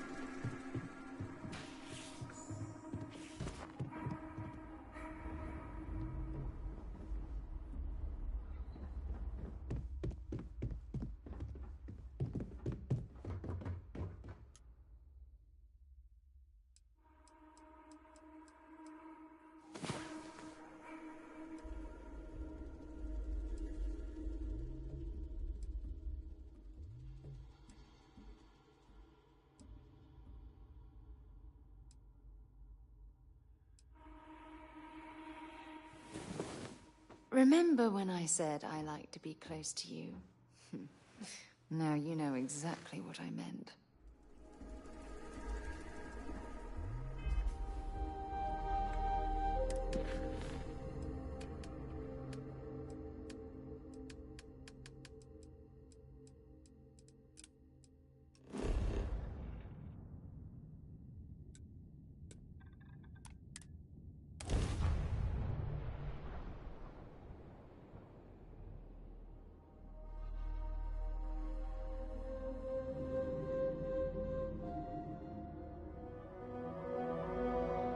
While we're here, we should swing by Hope Tech Star Yard and see if they have anything interesting for sale.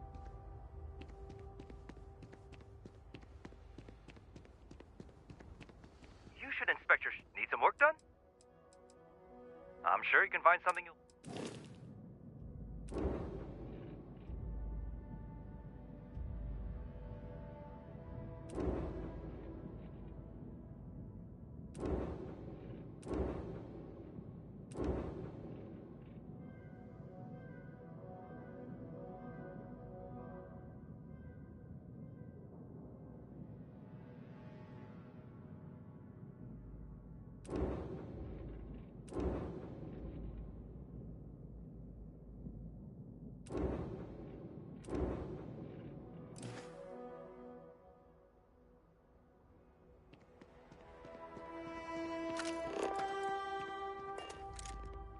I don't want to hear any complaints.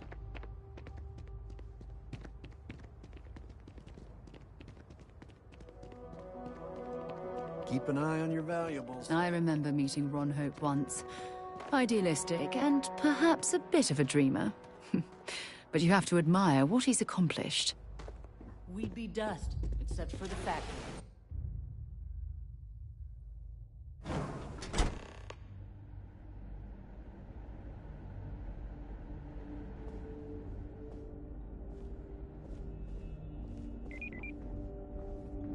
Ron Hope certainly embodies the saying, spared no expense.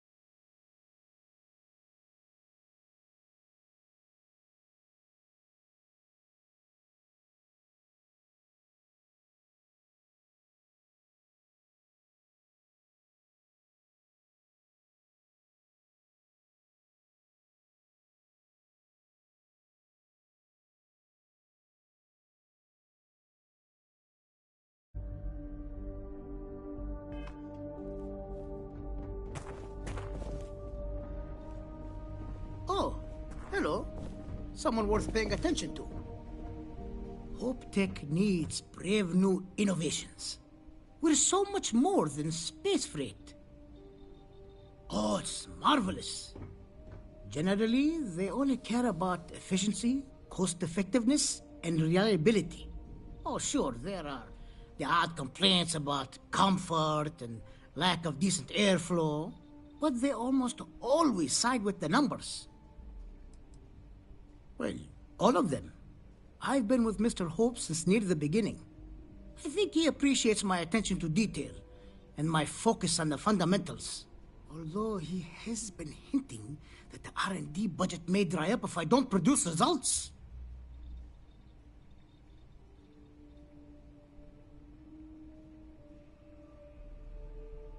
Sure, that sounds like me. What can I do for you? I'm a little busy, but I think I could spare some time.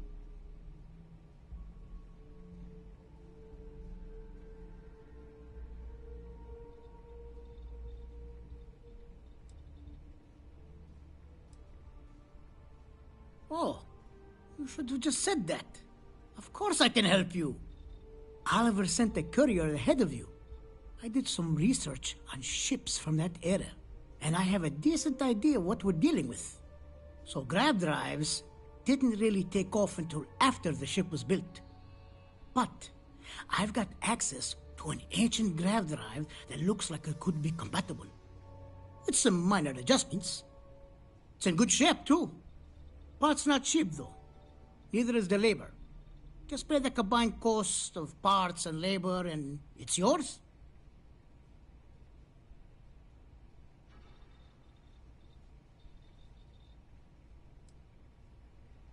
It's a pretty big ask, given how rare these old grav drives are.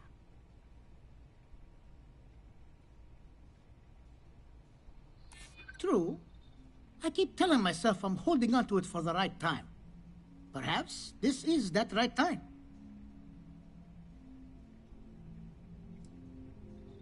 I'm still willing to talk. Tell you what, sounds like this is for a good cause. While I can't give you the part for free, I won't charge you for the work. You're darn right it is. I'll get to work on it right away. I recommend you go back to the ship and ask the captain to prepare for its retrofit. Standard stuff. I'm sure they have an engineer on board to help. We'll send the part along when it's ready and install it with the help of Oliver's people. Pleasure working with you.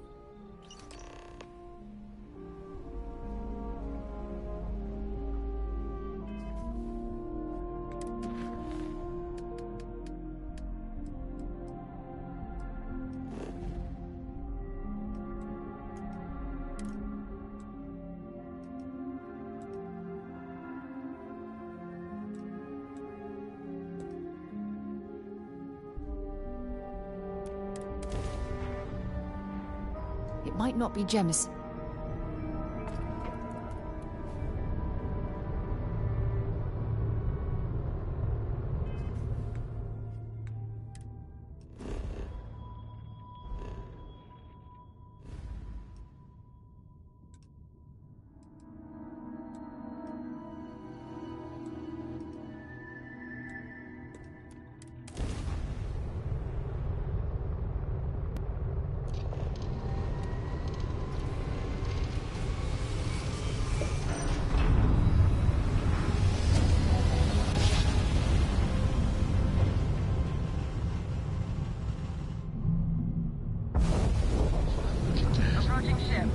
Resource collective space. Maintain your current course while we scan for contraband.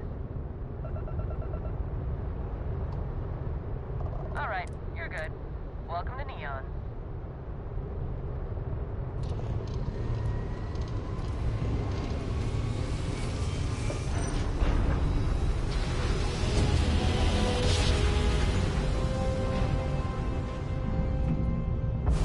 There's no sign past the fence. We're here, Captain.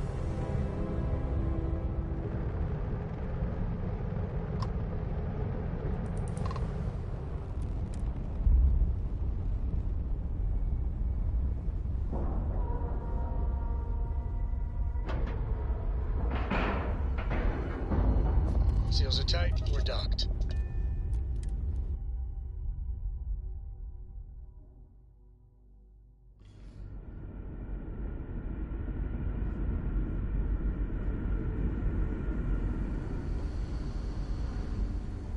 We got strict rules around here, but they're strict for a reason.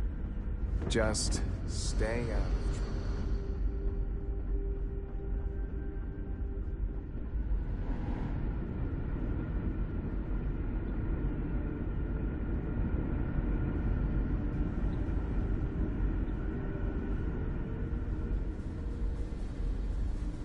People always appreciate a good engineer, whether they know it or not. I was hoping to talk to our visitor from outer space, and here you are! Welcome, welcome! I have a million burning questions, but I won't overwhelm you. There will be plenty of time for that later. Please, indulge me just a couple. How did you do it? Did humanity finally discover faster-than-light travel and eclipse our poor old ship?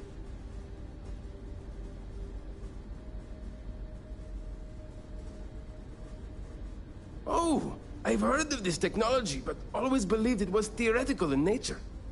Maybe we can talk about it in more detail later. I'm sure you have more pressing matters to handle. I've waited this long. What's a little longer, eh? Oh, I've got so many questions, but I'm being rude. I haven't even given you my name. Chief Engineer Kazemi, but you can call me Amin. And, I might add, I'm one of the reasons we're still floating out here today.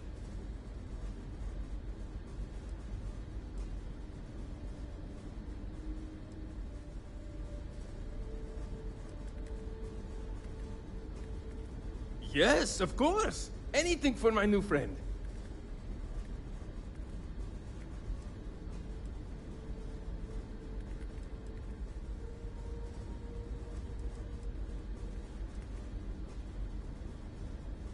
Yes, so many. Does everyone have their own spaceships like you? Do people only live on naturally habitable planets, or did they learn to terraform?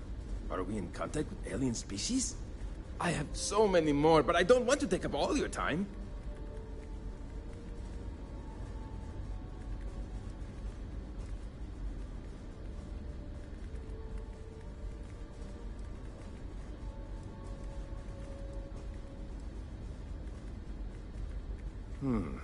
I'm not surprised. The amount of energy it would take to terraform an entire planet seems improbable. I can assume these types of colonies are strictly for mining and gathering rare resources, since there are nearly limitless habitable planets to choose from out there. Haha!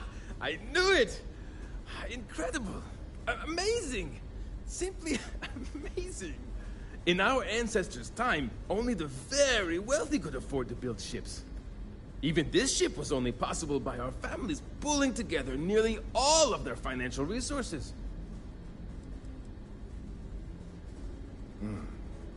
Disappointing, but not unexpected. When you showed up, I tried to tell the others about the Fermi paradox. I suggested that the most likely explanation for you was that humanity had developed faster, more advanced technology and had leapfrogged us. Seems I was right. Thank you for taking the time to talk with me. I can have a bit of a big personality, I'm told. So let me know if I ever get on your nerves.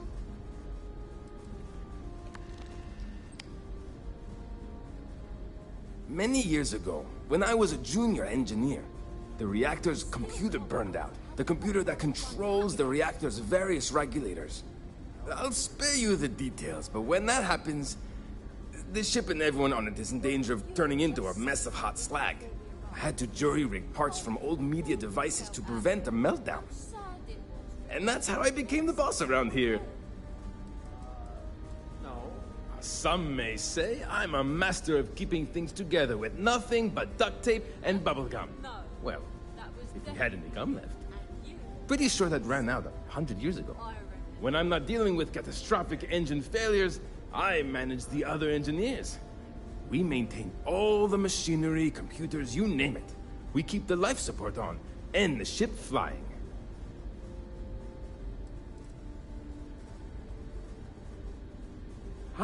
Great question. I do not know for sure, but I can venture a guess. All of the reading I've done on the matter suggests that at the time, there was uncertainty that the technology would ever work, or if it did, that it would work at the scale we needed. So, I trust they made the decision to strike out when they did, fully believing it was the only way. What grab drive?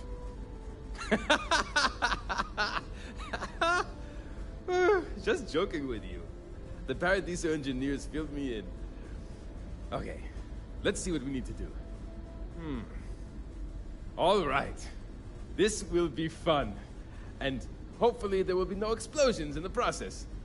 I have just received word that the drive is here. Ready to get to work? Yes, of course I need your help. My team needs to stay on top of their daily maintenance, and I need to make my own preparations for this gravity drive you brought us. Your help is going to be vital to this procedure. And have no worries, it'll be easy. I'll guide you through the process.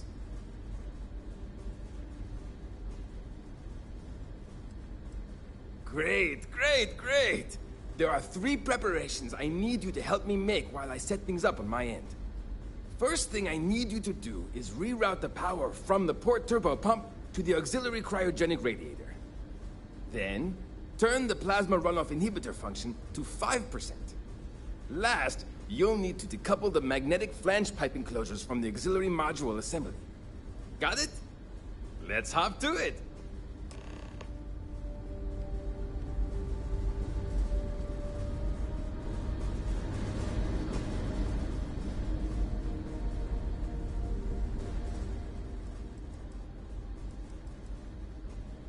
Something wrong? There are 3 things we need to do. Reroute the power from the port turbo pump to the auxiliary cryogenic radiator. Turn the plasma runoff inhibitor function to 5%. Decouple the magnetic flange pipe enclosures from the auxiliary module assembly. Good luck out there!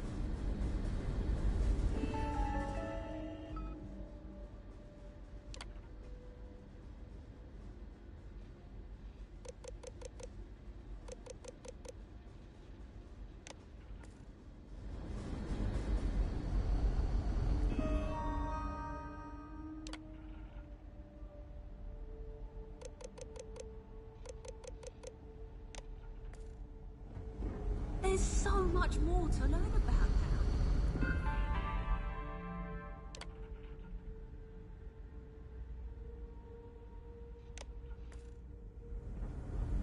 And to think, all this time, you were alone? If the other something wrong? There are 3 things we need to do. Reroute the power from the port turbo pump to the auxiliary cryogenic radiator. Turn the plasma runoff inhibitor function to 5%. Decouple the magnetic flange pipe enclosures from the auxiliary module assembly. See you!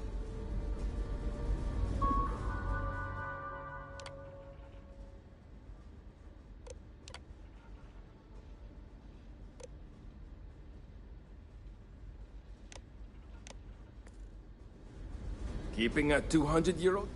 Something. There are 3 things we need. Reroute the power from the port turbo pump to the auxiliary cryogenic radiator. Turn the plasma runoff inhibitor function to 5%. Decouple the magnetic flange pipe enclosures from the auxiliary module assembly. So long!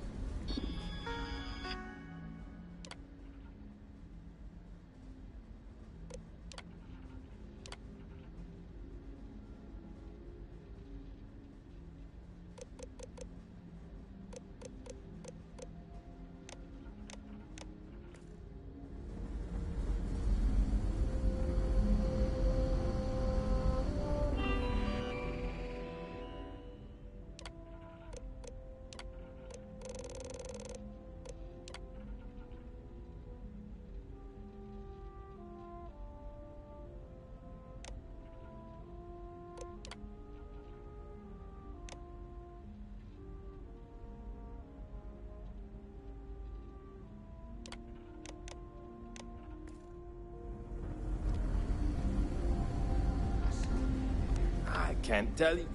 Something wrong? There are 3 things. Reroute the power from the port turbo pump to the auxiliary cryogenic radiator. Turn the plasma runoff inhibitor function to 5%. Decouple the magnetic flange pipe enclosures from the auxiliary module assembly. And we got plenty in storage. Careful not to touch anything on your way out. I wonder what it's like out.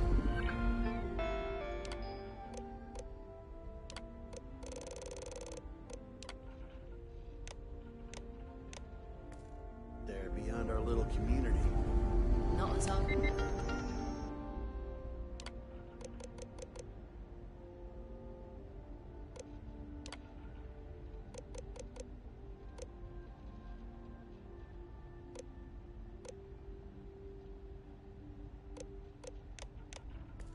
Does it mean does? Okay. Let me know the next time you save us all from a terrible fear.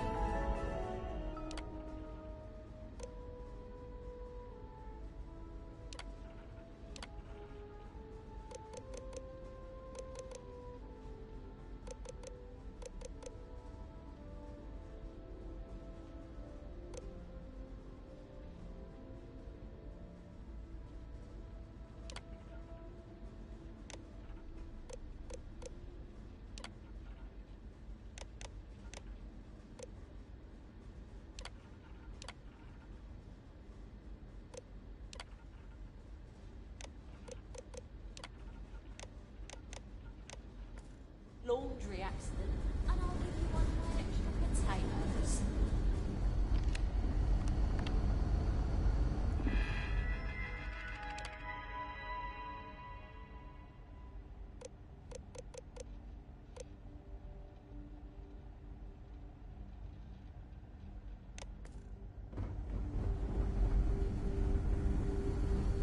I can't tell you.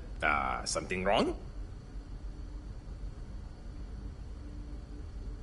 There's still something left to do. Reroute the power from the port turbo pump to the auxiliary cryogenic radiator. Decouple the magnetic flange pipe enclosures from the auxiliary module assembly. Good luck out there! Boy, am I glad you weren't some sort of...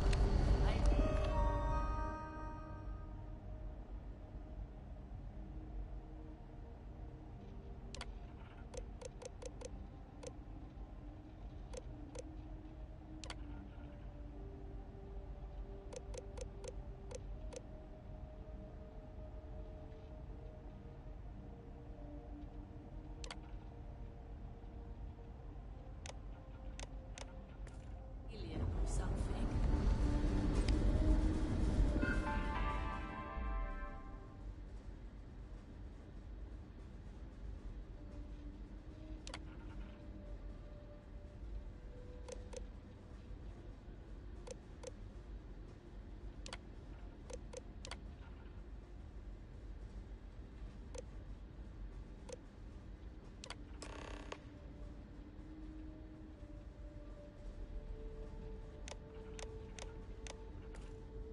Looks like everything is good to go on both your end and mine.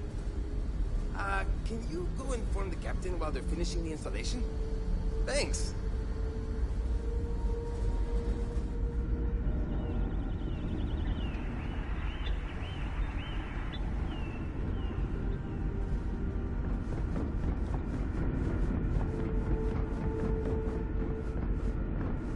Careful waving that fancy gun. We were never trained to address threats coming from outside our ship.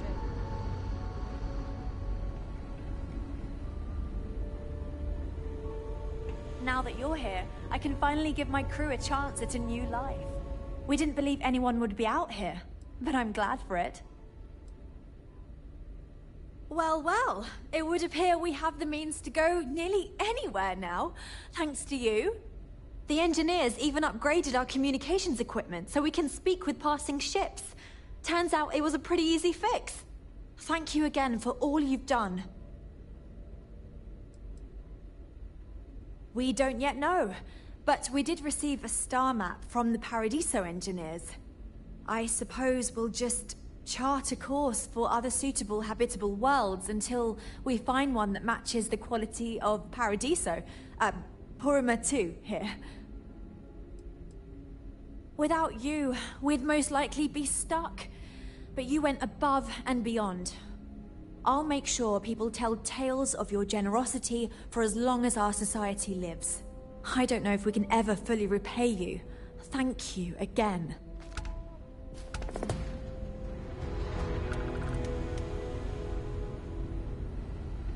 I wonder what else is out there. Now that we know there are other people out there, we need to be more prepared for trouble than ever.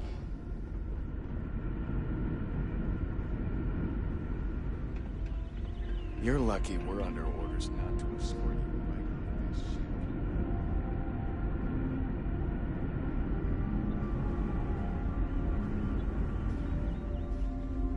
Wow. Hi.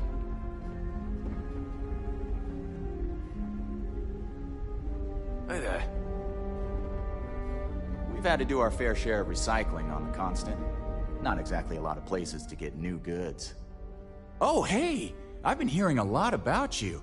You're the one who helped us out of that mess so we can find a new place to live. I'm Daisuke, the Constant's provisions manager. It's nice of you to come back and visit so I can finally meet you in person. Let me know if there's anything I can help you with.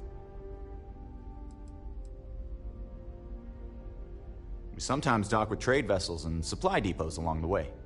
When we do, I manage to pick up goods to sell. We still provide most necessities to our crew, but they may buy extra or afford some luxury items. Sometimes, we even sell to visitors. The idea of a shop is new to the crew, so business is pretty good in that sense. Most of the money goes towards our communal funds, though. And we get some business from various visitors and traders when we meet up with them. I'll be honest, I'm not sure what some of this stuff is exactly, but it seems valuable.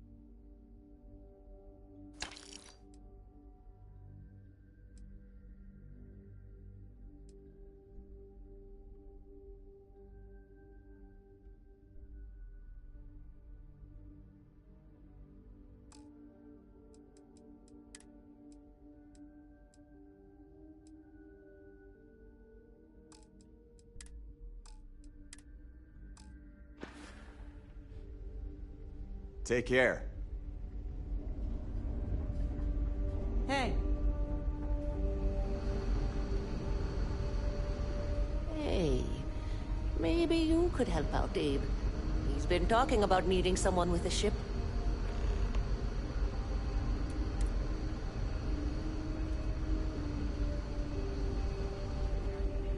I've spent my entire life in the Constant. I'm not sure how else to live. Do you know how many times he's saved the lives of everyone? The Constant is a peaceful ship.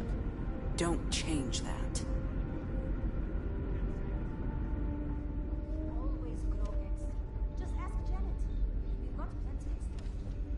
We were so close to finding our new home. Hopefully it won't be too much longer now.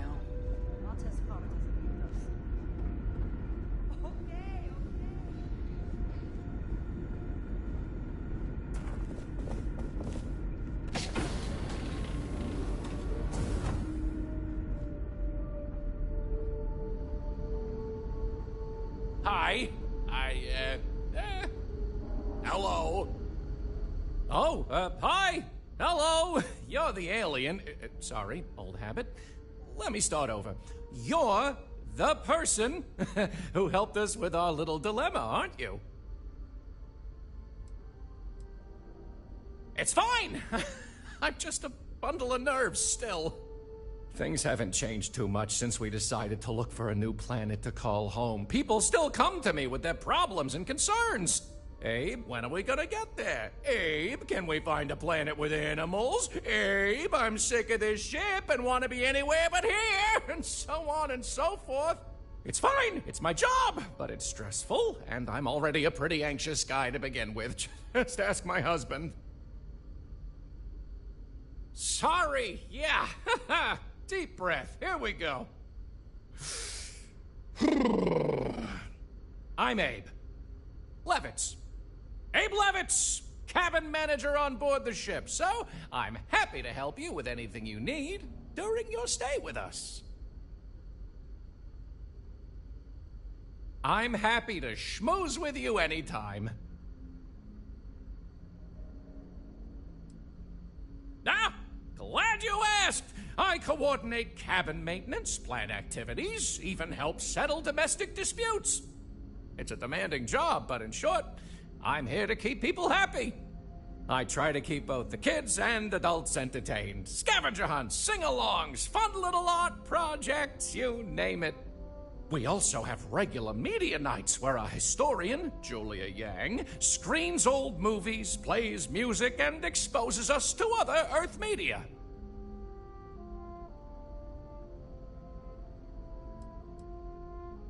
Me? Hey, well, there's not much to say. I take care of people here. I live with my husband, Daisuke. No kids, though that might change now that we no longer need to worry about resources so much.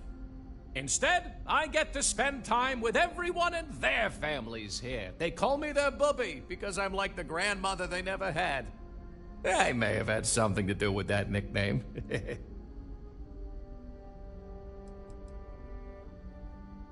People didn't know what to think. Here we are, minding our own business out in deep space, all alone.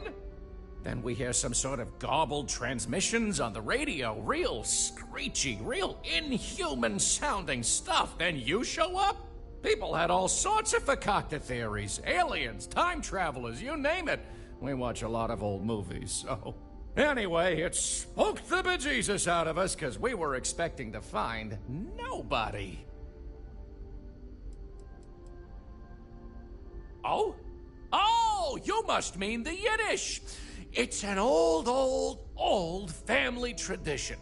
The Levitts have been trying to keep it alive for hundreds of years now. See, we didn't think the language would survive if we didn't, so we charged ourselves with preserving it. It's a point of pride for our family, and something I'd like to pass on to others so they don't forget. Like my great-great-great-great-grandmother's latke recipe.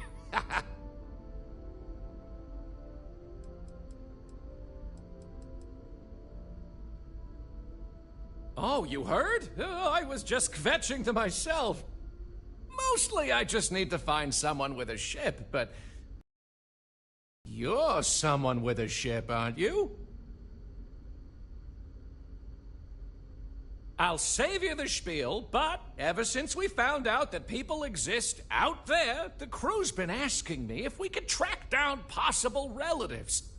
I made the mistake of looking some up, and now they want to connect with them.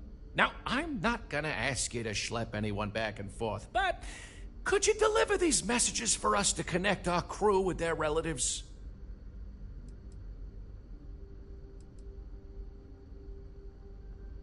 Oh, you're such a mensch! Thank you! Let me get you the letter and the information you'll need to track down the relative.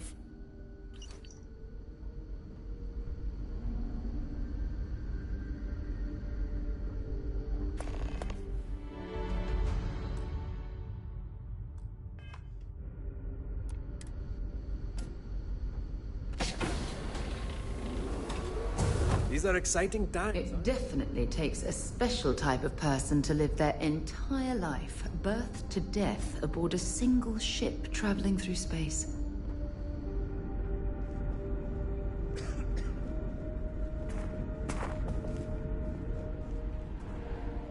Great. How many more days, months, years of being cooped up here before we find a new place to live? I'm worried about Janet. Outside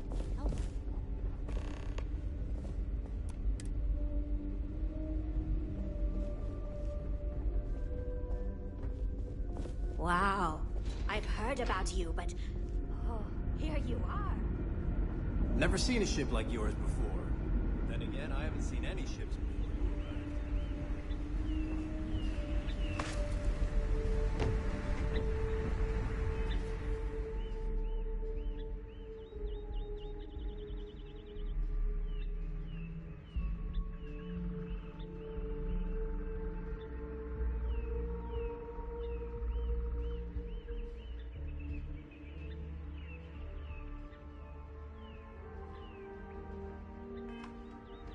Just stay out of trouble. And to think, all this time we thought we were alone. Oh, I've heard about you. The visitor who helped us get into the situation we're now in, roaming the galaxy with no end in sight. Sorry, I don't mean to be ungrateful or rude. I'm just frustrated.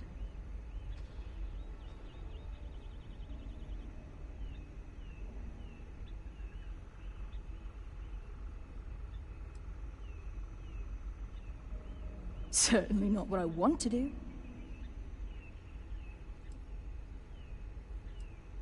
I mean, I hate this job, and there's really nothing I can do about it. I'm the cultivation manager. Fancy words for farmer and fertilizer collector. I didn't have a choice. Most people don't. You get a job, and that's it. Like, I'm great at what I do, but I would enjoy doing literally anything else. Meanwhile, my sister Julia, she gets to hang out with kids all day and watch movies. The kids I couldn't care less about, but she doesn't even care about Earth culture. Ugh! Still pretty terrible, even though we're now supposedly on our way to our new home.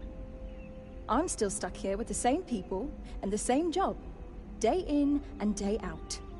Only now, we occasionally see other space travelers. I was really hoping we could finally settle somewhere, because then at least I could hitch a ride out of wherever we landed. Sometimes I wonder if my sister was the lucky one.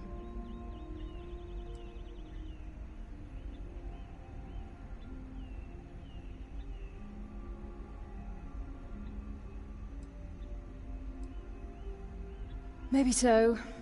Look, I'm just frustrated with all this. I'm venting. Let me vent, please. Is it that obvious? Breckenridge is intent on finding a home just as perfect as Paradiso, and it's clear that's never going to happen. I'd love to leave.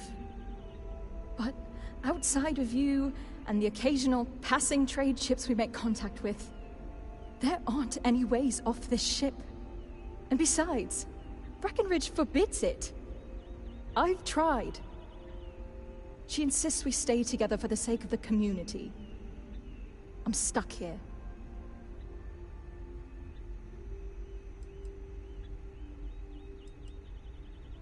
It's a long shot. You've dealt with her. You know she can be stubborn. But then again, you did make her see reason before and set us on this path. Maybe you can do it again and fix this mess. Sorry, I know it may not sound like it, but I'd actually be really grateful to you if you succeed. The captain just needs an outside perspective. I'm confident we can get her to see reason here, and convince her to let you leave. Even if you can't convince Breckenridge, at least you tried. That's more than I can say for anyone else.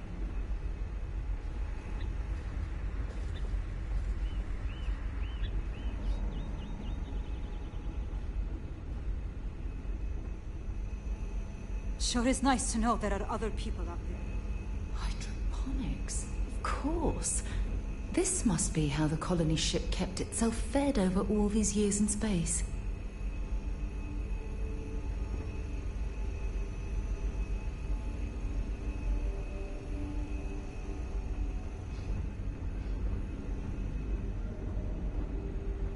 These are exciting times, aren't they?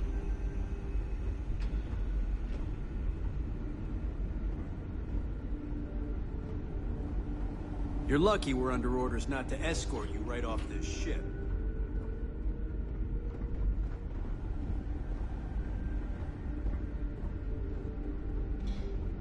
I wonder, what else is out there?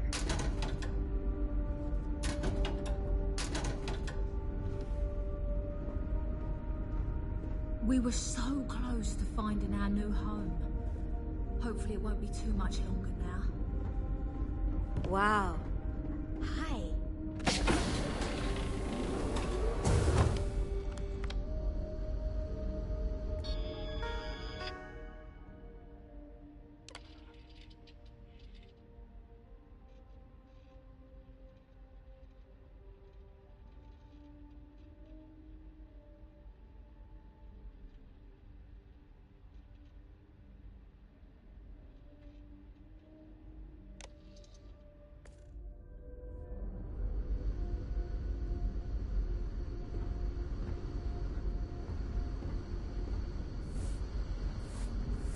Hey there.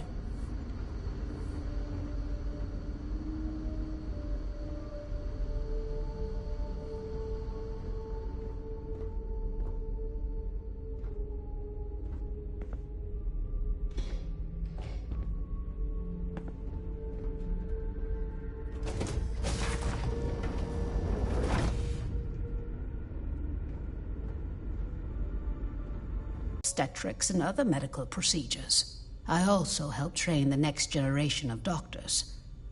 After all, someone must. It's demanding work. Years. Volunteered. It may seem harsh, but it was needed for our continued survival.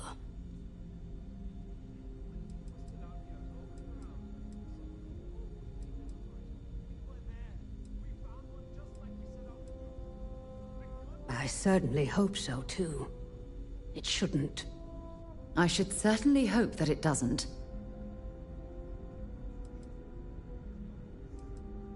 I miss talking to you already. Sometimes, difficult choices must be made. We did what we believed we needed. We tried our best to avoid that through careful family planning. Rarely we ran into situations where things did not go according to plan. And then we needed to adjust and make difficult decisions concerning our community and resources. We never did anything without careful consideration. But at the end of the day, we needed to do what was best for the ship so as not to put everyone in jeopardy. In theory, yes. Thanks to you. Since we are free to travel wherever we want and communicate with other ships, we aren't worried about running out of supplies. So, voluntary terminations have been put on hold for the time being. Of course, we may still run into problems with living space aboard the ship if we go too long without finding a new home.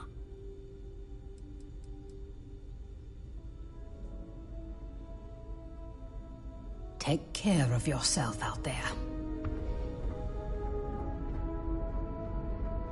I wonder what it's like out there beyond our little community.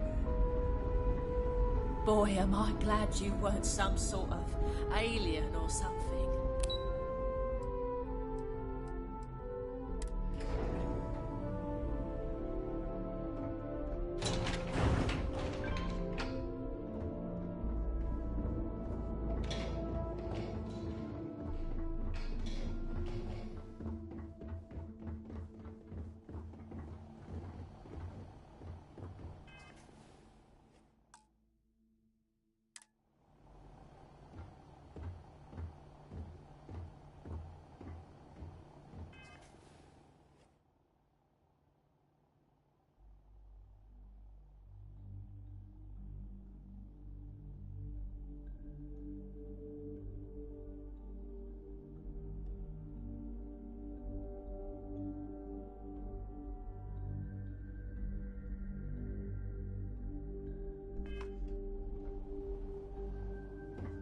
Careful waving that fancy gun around. We don't need to see what it can do. My crew may not realize it now, but we will be much happier with a home of our own.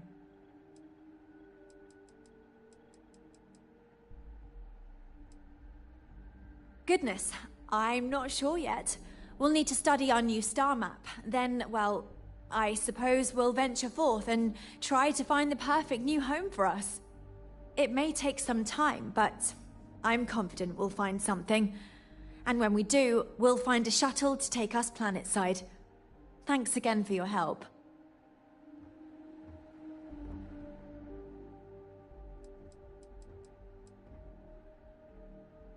Understandably, some are disappointed that we gave up our home, but I think I've managed to convince them that this will be best in the long term. I have no doubt that even if it takes more time, we will manage to find something even better. And it's important to remember we're still way ahead of our original schedule. Everything will be fine.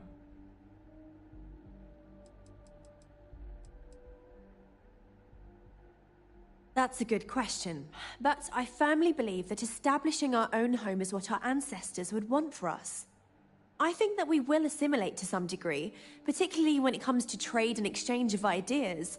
However, we've fared by ourselves for so long, it would be unreasonable for our people to give up our own sovereignty in favor of a completely different society's rules and expectations. It may seem like it's about me maintaining control, but it's more about avoiding massive culture shock. We'll get there, but we'll need to ease into it so future generations can reap the benefits. I'm well aware of Janet's desire to leave. I'll tell you the same thing I told her. For the sake of our mission and community, we need to stay together. Each member of our community is valuable, especially Janet. If she left, we'd be at least a couple of weeks behind in food production while we trained someone to fill her role. But I suppose if you brought us more food staples to tide us over while that happens, we could do it. Say, a large quantity of potatoes?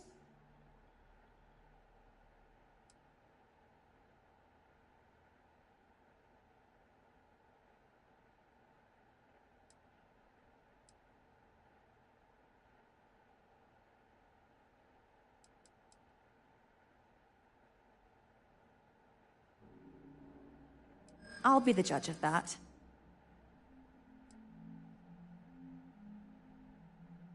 I suppose not. It would be bad for all of us if she slipped into depression.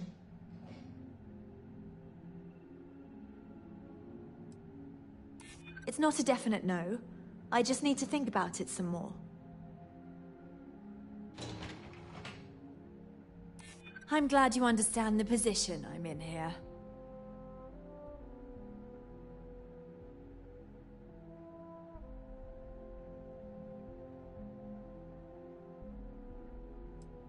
I know, but I don't think...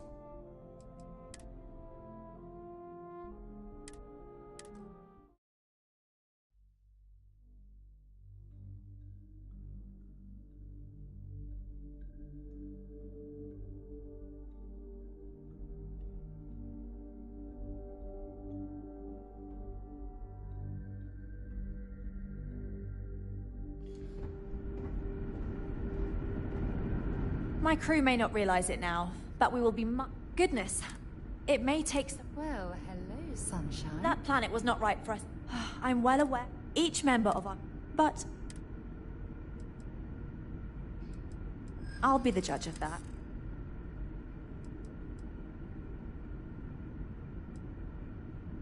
I know, which is why I'm taking into account... I suppose not. It would be bad for all of us if she slipped into depression. It's not a definite no. I just need to think about it some more. I'm not an unreasonable person, you know. Well, you've got away with words, I'll give you that. Once again, you've convinced me to do the right thing. And while I'm not happy about letting one of our own go, I think you're right. It's for the best. Let her know she's free to leave on the next ship willing to take her. I just hope this doesn't prompt others to want to leave as well. You've made a wise choice, Captain. Careful waving that fancy gun around.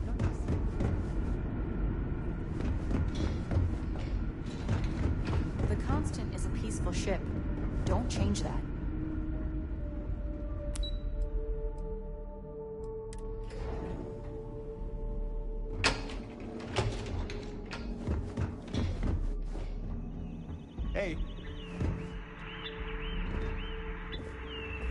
trained to address threats coming from outside our ship.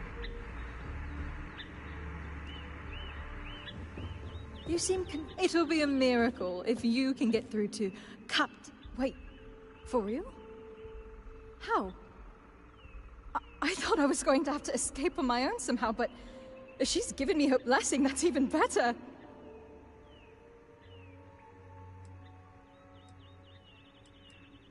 If I'm being honest, I should have known you can do it. After all, you're the reason we're still out here. I heard about what you did for us, getting that grav drive or whatever. I was kind of hoping you'd overhear me and offer to help earlier. I probably should have just asked you, but I guess I'm not good at asking for help. Anyway, thanks for helping me. I know you didn't need to. No idea. One of the techs who helped retrofit the grav drive onto the Constant mentioned a place called New Atlantis. Maybe I'll check it out. It sounded interesting. Anyway, seems like a good place to start, especially if I want to find a job that isn't farming. Julia? Oh, she'll be fine. She loves this stupid ship. I've tried talking her into coming with me, but she won't budge. Like almost everyone else, she believes in the original mission. Whatever. I'm sure I'll hear news of the Constant's whereabouts. Maybe I'll even come back to visit. She's my sister, after all. Thanks again. I'm going to need it. It's a whole new world out there. I hope we meet again someday.